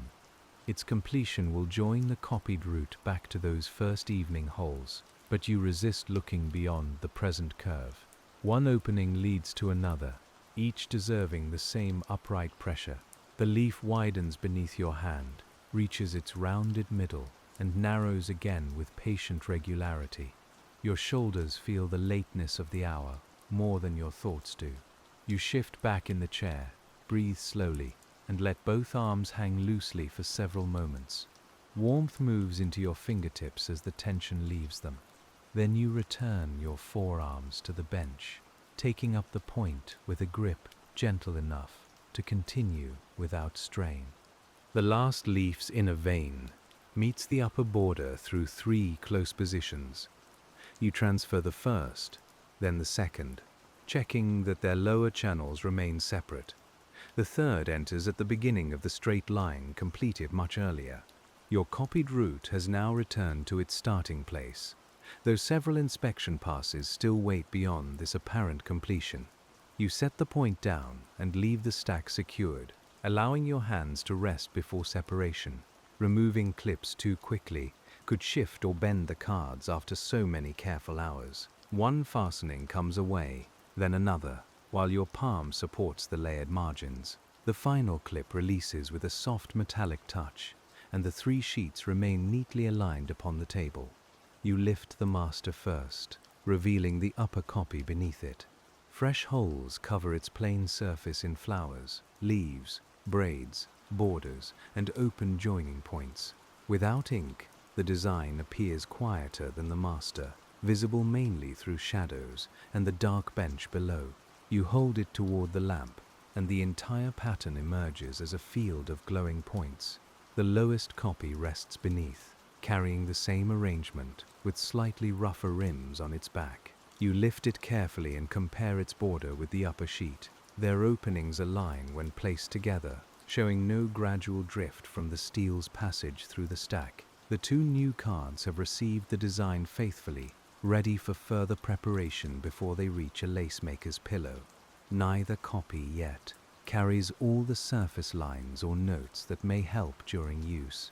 Some lace workers can follow holes alone, while others benefit from selected ink marks, identifying braids, boundaries, or joining instructions. You place the copies side by side and return the master above them for reference. The next stage will require pencil, ink, and another kind of measured attention from your hands. Before those marks are added, you smooth the raised backs with the polished bone tool. The first copy lies face down upon clean paper, while you pass the rounded edge gently over its roughest areas. Fibers settle without closing the openings, leaving the card flatter against the table. You work from the center outward, following flowers and borders through the faintly textured surface. The second copy receives the same treatment, though its lower position in the stack has left slightly stronger rims. You use several light passes rather than one heavy stroke, preserving every clean channel. Under your fingertips, the roughness gradually becomes even. The card retains the subtle grain of hand-pricked paper, but no raised patch remains high enough to disturb its contact with a cushion. You brush both sheets, gathering the loosened fibers into pale lines along their margins. The brush moves softly across the card, its bristles bending around the openings without entering them. Dust collects upon the dark cloth and is folded safely away. Clean patterns remain on the bench, their unmarked faces waiting for the master's practical signs and directions. The clock gives another dry click, and footsteps descend somewhere beyond the corridor. You glance toward the window, now fully reflective, and see only the lamp, table, and your own quiet movement. The city outside has become a darkness traced by occasional window lights. Inside, you sharpen a pencil to a fine but not brittle point, preparing to place the first guiding line upon the copy. You begin at the upper border, drawing lightly between selected holes rather than covering them. The pencil travels along the route established by the pricking, making the design easier to read without becoming visually heavy. Your wrist moves differently now, gliding across the paper instead of rising and falling. The new motion feels almost spacious after the steel point's repeated descent. At the first flower, you outline only what the workshop's custom requires, leaving many pin positions to speak for themselves. Too much graphite could soil pale thread or obscure the distinction between nearby holes. A thin, restrained line is enough to show the petal's root. You turn the card beneath the pencil, and the first curved guide begins to follow the ring of openings. The second copy waits nearby, protected beneath clean paper, while you work upon the first. Its blank, pierced surface catches a little lamplight along one exposed margin. Soon it will receive corresponding marks, but each sheet must be handled separately to keep the lines calm and accurate. You continue around the flower, letting the pencil join hole to hole in a soft grey curve. A note near the master's central braid indicates the place for the small decorative loop. You copy the sign in the margin with tiny, clear writing, using no more words than the lacemaker needs. The notation sits beyond the working holes, safely away from thread and pins. Beside it, your pencil draws a short line toward the marked opening, and the copy becomes easier to read. The lamp flame lowers slightly as the fresh oil settles, deepening the amber color on the card. You adjust the wick by a fraction and wait for the flame to steady inside its glass. No soot appears, and the light expands across the central flower. Your pencil returns to the next petal, following its pricked edge into the quiet shadow of the leaf beside it. The leaf beside the flower contains a narrow interior vein, and you connect its pricked openings with a line scarcely darker than a thread. Your pencil doesn't need to reproduce the designer's full drawing, only the guidance required when bobbins begin moving over the card. The point glides from base to tip, while your other hand turns the sheet beneath it. A faint grey vein appears, centered between the leaf's pierced edges. You compare the copy with the master after every completed motif, looking first at the holes and then at the added marks. The new lines remain lighter than those on the original, because clarity doesn't require heaviness. Where graphite has gathered near a turn, you lift it gently, with a soft piece of bread kept for this purpose. The excess leaves the card without roughening its surface or closing the nearby openings. A few crumbs remain after the graphite is lifted, so you brush them toward the empty margin. Even these soft particles could travel beneath the copy and leave a raised place while you draw. The card must rest evenly whenever pencil meets it, just as it rested evenly beneath the pricking point. You keep the working surface clear, allowing each tool to move without meeting hidden resistance. The central braid asks for 2 parallel lines connected by a handful of short marks. You draw one side fully, rotate the sheet, and follow the second while maintaining its gentle distance from the first. The holes themselves establish the spacing, leaving your pencil only to make their route easier to recognize. Between the lines, pale card remains visible, like a narrow path bordered by evenly placed stones. At the braid's crossing, you copy a small symbol from the master, rather than attempting a written explanation. Any lacemaker trained in the workshop will understand what the sign requests from her bobbins. Its shape takes only 2 strokes, placed where they won't be pierced by a working pin. You pause afterward, checking that this useful instruction cannot be mistaken for an accidental smudge. Pattern language lives partly in these modest signs, which carry meaning between people who may never discuss the design together. A curve, dot, cross, or brief notation can indicate a joining place or a change in handling. You've learned to read them as naturally as familiar street names. When you copy them, your hand preserves not just the flower's appearance, but the quiet knowledge needed to make it. The open oval in the center requires almost no pencil, since its unmarked space already tells much of the story. You add only short joining lines beside the surrounding holes, leaving the broad interior plain. Too much drawing would make emptiness look occupied and confuse the relation between separate motifs. Restraint protects the design's airy center, allowing absence to remain clearly intentional. The clock advances while you draw, though the pencil's softer movement makes time feel different from the hours of pricking. There is no downward tap now, only graphite whispering over card and the occasional turn of paper against cloth. Your fingers hold the pencil farther from its tip than they held the steel tool, easing the pressure of each line. The hand seems to breathe more freely within this gentler motion.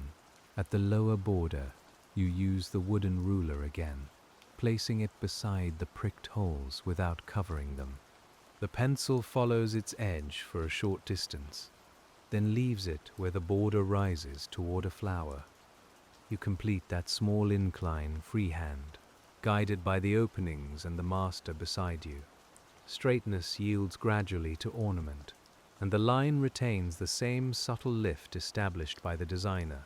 One copied blossom after another receives its pale outline, each turning slightly differently toward the border. Your sheet rotates beneath the lamp as petals close around small almond-shaped centers. The graphite reveals forms that were difficult to see when only their holes existed. Flowers rise from what had seemed a constellation, becoming legible without losing the quiet precision of their pricking. You don't darken every petal equally, because the holes remain the practical heart of the pattern.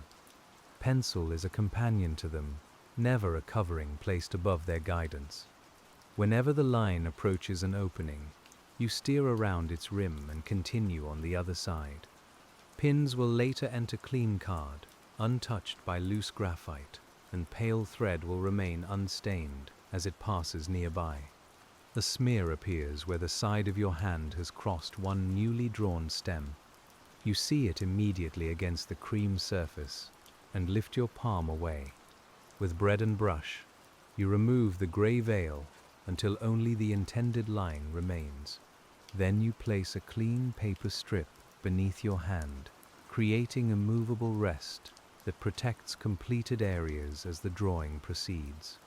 The strip travels with you around the central flower, bearing the warmth and slight dampness of your palm instead of letting the copy receive them. You adjust it whenever turning the card, keeping its edge away from the holes. This simple layer makes the pencil work calmer and cleaner. Your hand glides across paper, placed upon paper, while the design remains undisturbed beneath its temporary shield. You reach the last leaf of the first copy and follow its curved vein toward the upper border. The pencil finishes at the hole where leaf and stem meet, leaving no heavy mark beyond it. You set the pencil down and inspect the entire card beneath the lamp. Flowers, braids, borders, and open spaces now appear in a soft gray map, supported everywhere by the pricked positions. The copy is held toward the glass, where lamplight reflects from behind your shoulder. Its holes shine within the drawn forms, and the pencil lines remain visible without dominating them. You turn the card slowly, watching every opening pass across the light. One missed guide near a lower braid becomes apparent, and you return the sheet to the table to add that small connection. Inspection after drawing follows the same patient logic as inspection after pricking. A design can contain all its holes yet remain awkward to read if one useful line or sign has been omitted. You travel through the pattern in the order a lace maker might encounter it, imagining pins placed and bobbins brought forward. This mental journey reveals whether the card offers enough guidance without burdening the worker with unnecessary marks. The first copy now rests under clean paper, while you draw upon the second. Its holes match the master, but you don't assume the pencil can simply repeat itself without attention. The lower card's grain catches graphite differently, producing a slightly softer line under equal pressure. You adjust your hand until the marks remain thin and clear, suited to this particular sheet.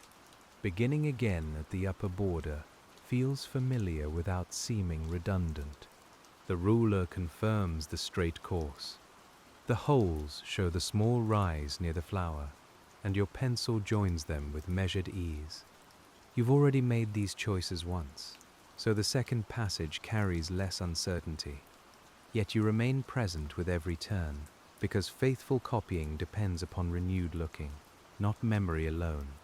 Outside, a door closes along the street, followed by footsteps that recede over the cobbles. The sound passes beneath your window and fades toward the bridge. Inside, graphite continues its soft whisper, almost too faint to accompany the clock. Evening has settled fully over Bruges, but the lace pricker's bench retains its amber island of work. The second copy's first flower develops beneath your pencil, its petals outlined around clean rings of holes. You add the small joining signs, compare them with the master, and move into the neighboring braid. The process flows more readily now that your hand knows the sequence. Familiarity saves time without asking you to hurry, allowing the design to unfold with unbroken calm. At the central cluster, you bring the lens forward once again. Closely spaced holes cast overlapping shadows, and the pencil must pass among them without dulling their edges. You draw each short line separately, lifting the point before crossing an opening. Beneath the glass, graphite looks coarse and granular, though at normal distance it settles into a delicate trace. The lamp warms the metal rim of the lens, so you move it by its small wooden handle. It slides over the table with a muted scrape and rests above the next crossing. Your eye follows the master's sign, then returns to the copy before your pencil moves. This repeated comparison keeps the central pattern readable, preserving the distinction between joining point, braid, and petal edge. One symbol on the master has faded where fingers repeatedly touch the card.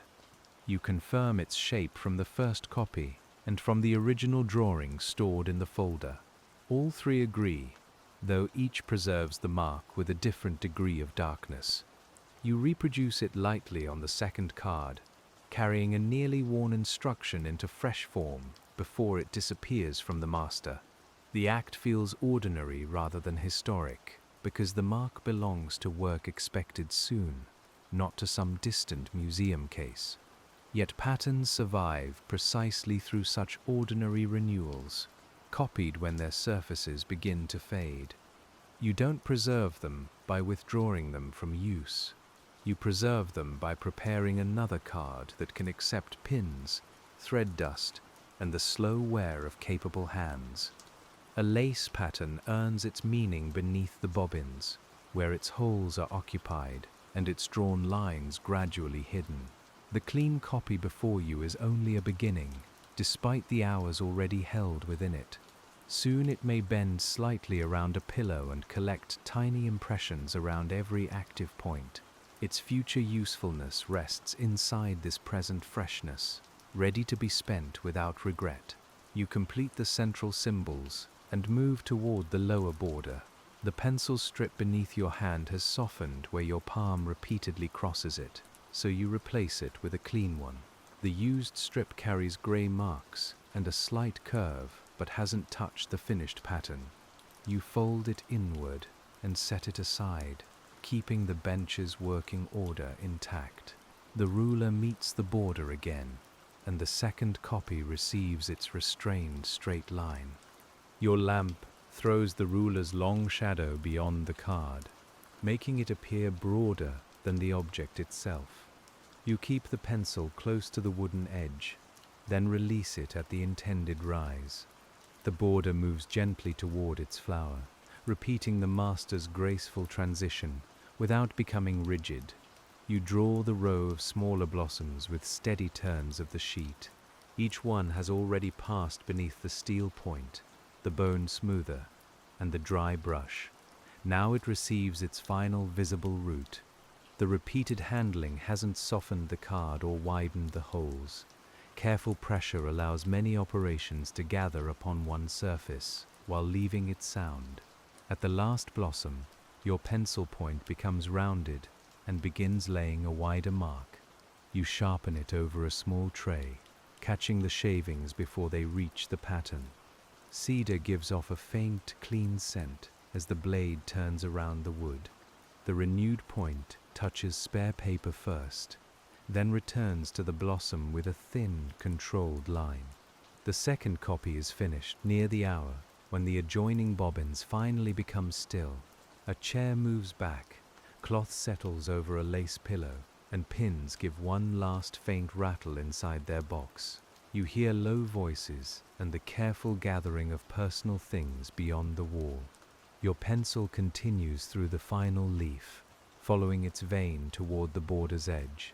When the line ends, you lay both copies beside the master and compare their overall appearance. The three cards share the same flowers and openings, though the older master carries darker ink and the marks of repeated handling. The new copies look quieter, their graphite pale and their margins uncreased. Together, they show a design at different moments in its working life, from established guide to unused renewal. You stack them only after placing clean, interleaving paper between their surfaces. This prevents graphite from transferring and keeps rough pinhole rims from catching neighboring sheets. The master goes on top for tomorrow's final comparison, while the copies rest flat beneath a board. A light weight holds the group steady through the night, allowing paper and pencil to settle in flatness. The tools still require attention before you leave the workroom. You wipe both steel points, checking for paste, graphite, or fibers gathered around their bases. One receives a final light stroke upon the stone, then joins the other in the shallow tray. Their wooden handles lie parallel, quiet after a day of repeated motion through card and paper. You empty the brush dust onto the folded cloth and close it around the pale debris. The paste jar receives its lid, the sharpening stone returns to its drawer, and the bone tool is wiped before storage. Nothing is put away carelessly, because morning work begins more gently when every object can be found by touch. Order prepares tomorrow's calm before tomorrow has entered the room. The lamp chimney has gathered a thin, smoky veil near its upper edge. You lift it with a cloth after lowering the flame and wipe the glass in slow circles. Soot darkens the cloth, while the chimney clears enough to show the small flame sharply again. Clean glass will offer brighter light at dawn, saving your eyes from unnecessary strain over the first close pattern. You sweep the cushion with the dry brush and turn it so tomorrow's point will meet a fresh area. Tiny fragments emerge from its surface, evidence of thousands of quiet descents. The cushion looks unchanged when you finish, yet its support feels more even beneath your palm. It returns to the center of the bench, waiting beneath its clean protective cover. A worker from the adjoining room appears in the doorway with her coat folded over one arm. She asks whether the repaired pattern may remain until morning, since the paste will benefit from another night under light pressure. You agree, and she leaves it wrapped upon the far shelf. Her footsteps descend the stairs, joining the muted departure of the others into the dark Bruges street. The upper room grows unusually still when the last neighboring chair stops creaking. Only your lamp, clock, and the distant canal remain awake beside you. You look across the bench, ensuring the copied patterns lie protected and the original drawing has returned to its folder. Nothing demands another hole or line tonight, though the room still seems to hold the day's soft tapping within its timber. You lower the lamp until its flame becomes small and blue at the base. Shadows move inward across the table, covering the ruler, tray, and folded cloth. The weighted pattern stack remains visible for a moment longer, a pale rectangle at the center of the dimming bench. Then you extinguish the wick, and the room passes into the gentler darkness offered by the window. Streetlight enters faintly from below, enough for you to reach the doorway without disturbing anything. Your hand finds the smooth rail, and each stair responds with the same hollow note heard at noon. Cooler air gathers near the bottom, carrying damp stone, ashes, and the lingering smell of supper. You descend slowly, allowing the fingers that held steel and pencil all day to rest loosely against the wood. Outside, Bruges has narrowed into dark canals, quiet facades, and lamps reflected in moving water. Your shoes meet cobbles polished by moisture, and your coat settles warmly around your shoulders. A few windows remain lit behind curtains, perhaps above tables where lacemakers continue working after household duties. You pass beneath them, knowing that pricked cards rest upon some of those pillows, their holes occupied by upright pins. The street asks a different kind of attention from the bench.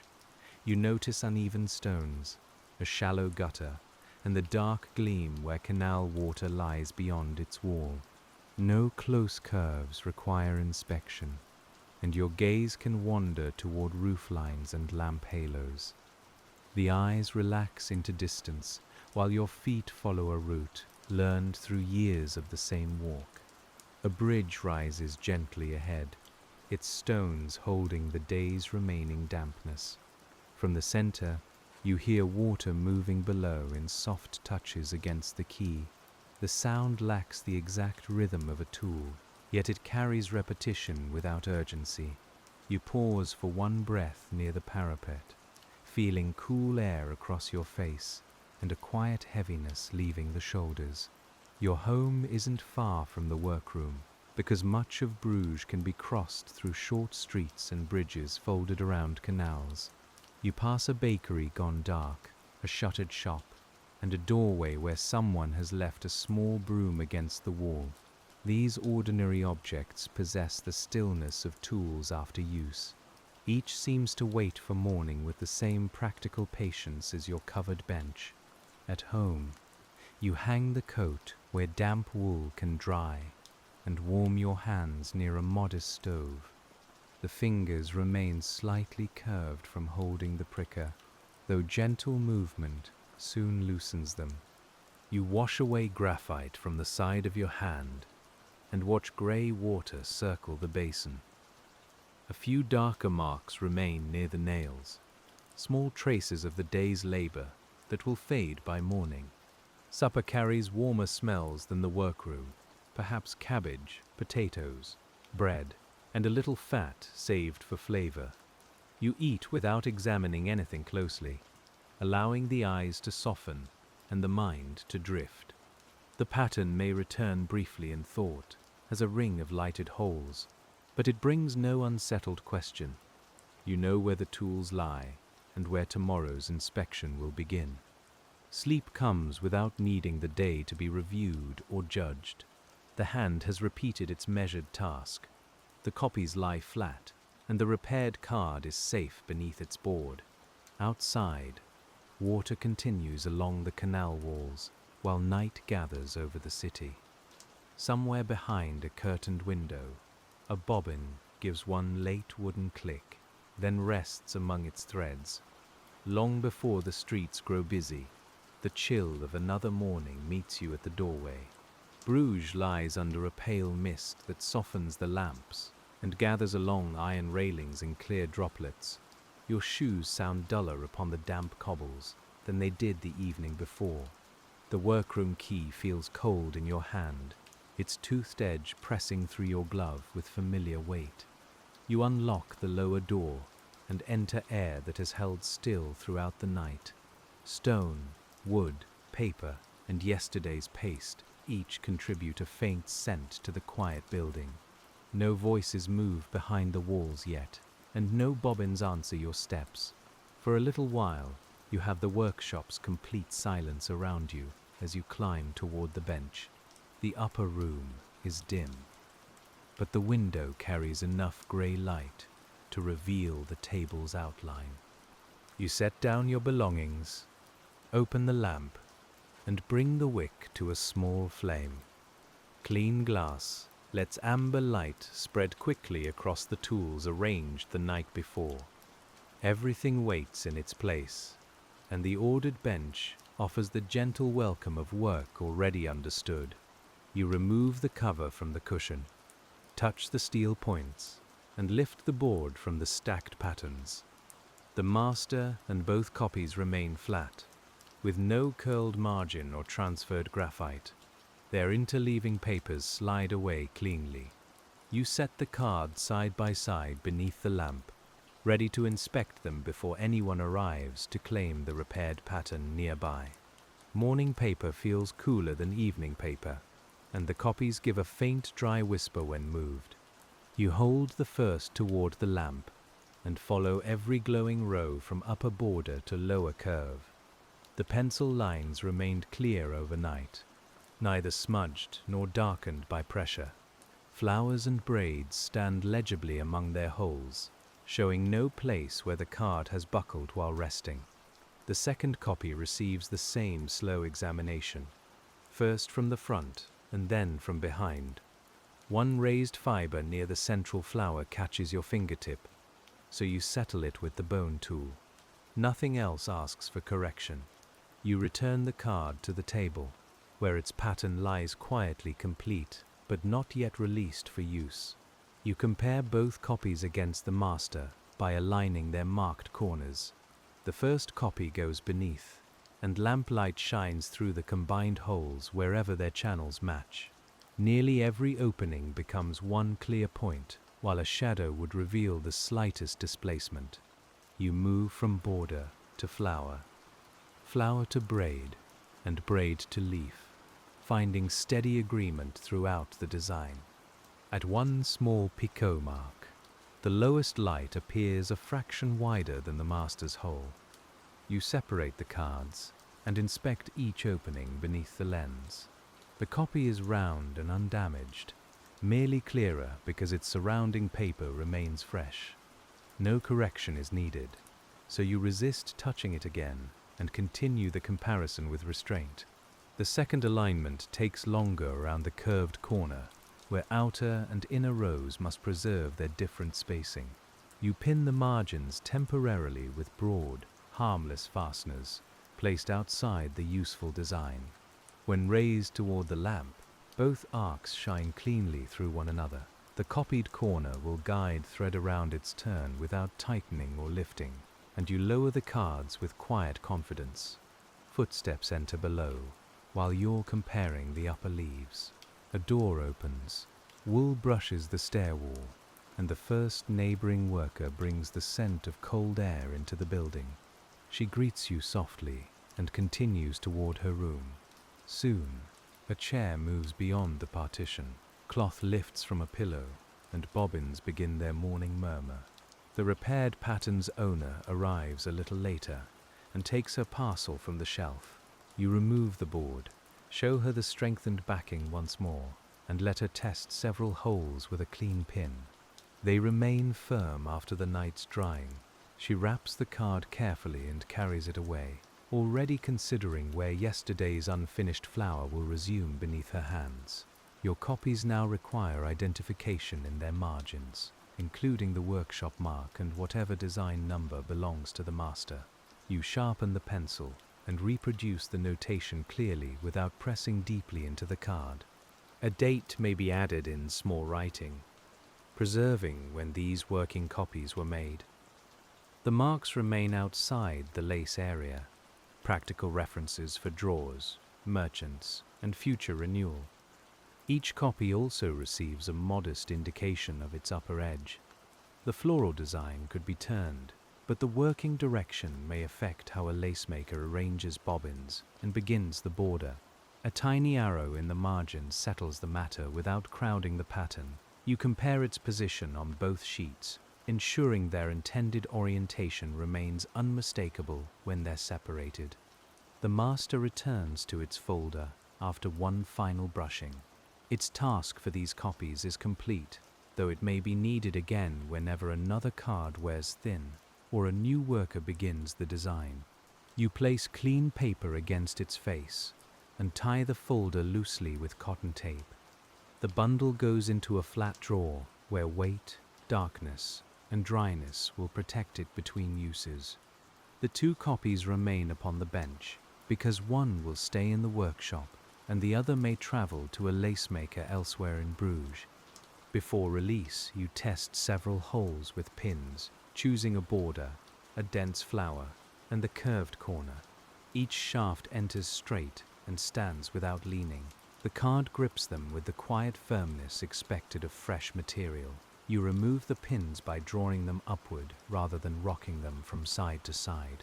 Their first use leaves scarcely visible impressions around the openings, no larger than the original holes.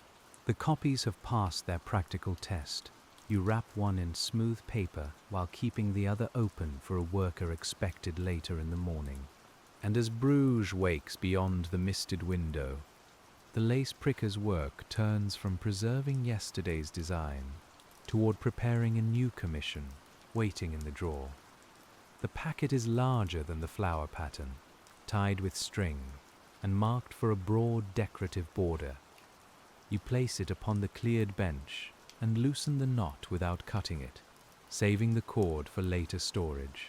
Inside lies a designer's drawing on thin paper, accompanied by a small lace sample and several written measurements expressed in the customary hand. The sample shows repeating scrolls joined by open braids, broader and more regular than yesterday's scattered flowers. You spread it over dark cloth, letting the pale cotton reveal its construction. Its edge rises and falls in a gentle wave intended to repeat along a longer length. A repeating design asks the pricker to identify exactly where one unit ends and the next begins. If the join is misplaced, the border may show an awkward gap or a crowded pair of motifs when sections are extended. You compare the drawing's left edge with its right, tracing the scroll where it leaves one repeat and enters another. The two sides answer each other like adjoining doors in the same quiet passage. The pattern paper is long enough for one complete repeat with margins for alignment. You measure its useful width, then compare that width with the card selected from the drawer. The card must offer room for fastening without wasting scarce material around the edges. You choose a firm sheet whose grain runs comfortably along the border's length, supporting repeated rows without curling. Before any hole is made, the drawing must be secured to its backing and checked for scale. You lay a narrow rule along the marked measurement, confirming that moisture or storage hasn't distorted the paper. The distance matches, and the scroll's outer edge lies evenly within its border. Your fingertips smooth the sheet, feeling one slight wrinkle near the second curve. The wrinkle is too small to alter the measurement, but it could shift a line beneath the point. You lift the corner, ease the paper outward, and settle it again without stretching. A light weight holds the corrected area while the rest of the drawing lies flat. The scroll now follows the card smoothly, ready for temporary fastening around its clean margins. You use small touches of removable paste or fine fasteners where the workshop's method allows, keeping them beyond every working line. The paper must remain still, while pricked but separate cleanly when the master is finished. Each corner is secured in turn, then the long sides receive enough support to prevent lifting. You test the mounted drawing by rotating the card, watching for any hidden movement between its layers. The sample rests nearby, offering guidance where the drawn scroll crosses an open braid. You examine the threads through the lens, noting which part passes over and where the joining pin must stand. On the drawing, the place is represented by two close marks beside a short line. Your eye understands the crossing now, though the point hasn't yet touched the paper's surface. A broad border like this may be used repeatedly along household linen or ceremonial cloth, so its repeat must remain steady across many joined lengths. The pattern doesn't need to contain the entire future edging. It needs to contain one unit capable of meeting its own beginning without a visible break. Your task is therefore to prepare not only a design, but a dependable continuation. You study the repeat from beginning to end, tracing its outer edge with a finger held above the paper. The scroll rises, folds inward, opens toward a leaf, and returns through a braid to the point where another unit will begin. You make the journey twice, once along the upper boundary and once along the lower. Only when both routes feel clear do you reach for the steel point waiting in its tray. The tool has retained its edge from yesterday, though you test it against spare card before approaching the commission. Its opening is clean, round, and free from lifted fibers. You wipe the steel, settle the mounted pattern upon the refreshed cushion, and adjust the lamp beside the first repeat mark. The room narrows again to paper, card, ink, and the poised weight between your fingers. You begin not at the decorative scroll, but at the straight lower edge, establishing a stable line from which the rest of the repeat can be understood. The first hole enters near the margin, followed by another at the measured interval beside it. Your hand advances without hurry, while the sample and notes remain within reach. A new sequence gathers beneath the soft tapping, carrying the morning into another long field of work. The lower line approaches the place where the edging rises toward its first scroll. You shorten the interval gradually, turn the card beneath your hand, and keep the point upright as the boundary leaves its straight course. Above it, the untouched design waits in loops of dark ink. You follow the rising edge into the first broad curve, where another day of patient openings has only begun. The broad curve receives its final openings as the afternoon light settles softly across the card. You guide the steel around the inward scroll, through the joining braid, and back toward the straight edge where the repeating border began. When the last hole meets the first measured line, the design closes without crowding or leaving an uncertain gap. You lift the tool, and a complete row of light appears when the card is raised before the window. The pattern rests beneath a clean sheet, while your hands grow still upon the bench.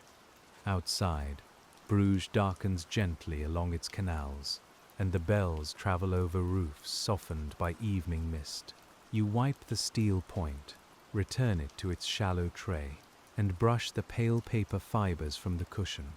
Every familiar object finds its place again, leaving the table orderly beneath the lamp's warm glow. Beyond the partition, the last bobbins cease their quiet clicking, and cloth settles over the lace pillows for the night. Soon, pins will rise through the holes you've made, and cotton threads will cross between them in patient pairs, though your hands needn't follow them there.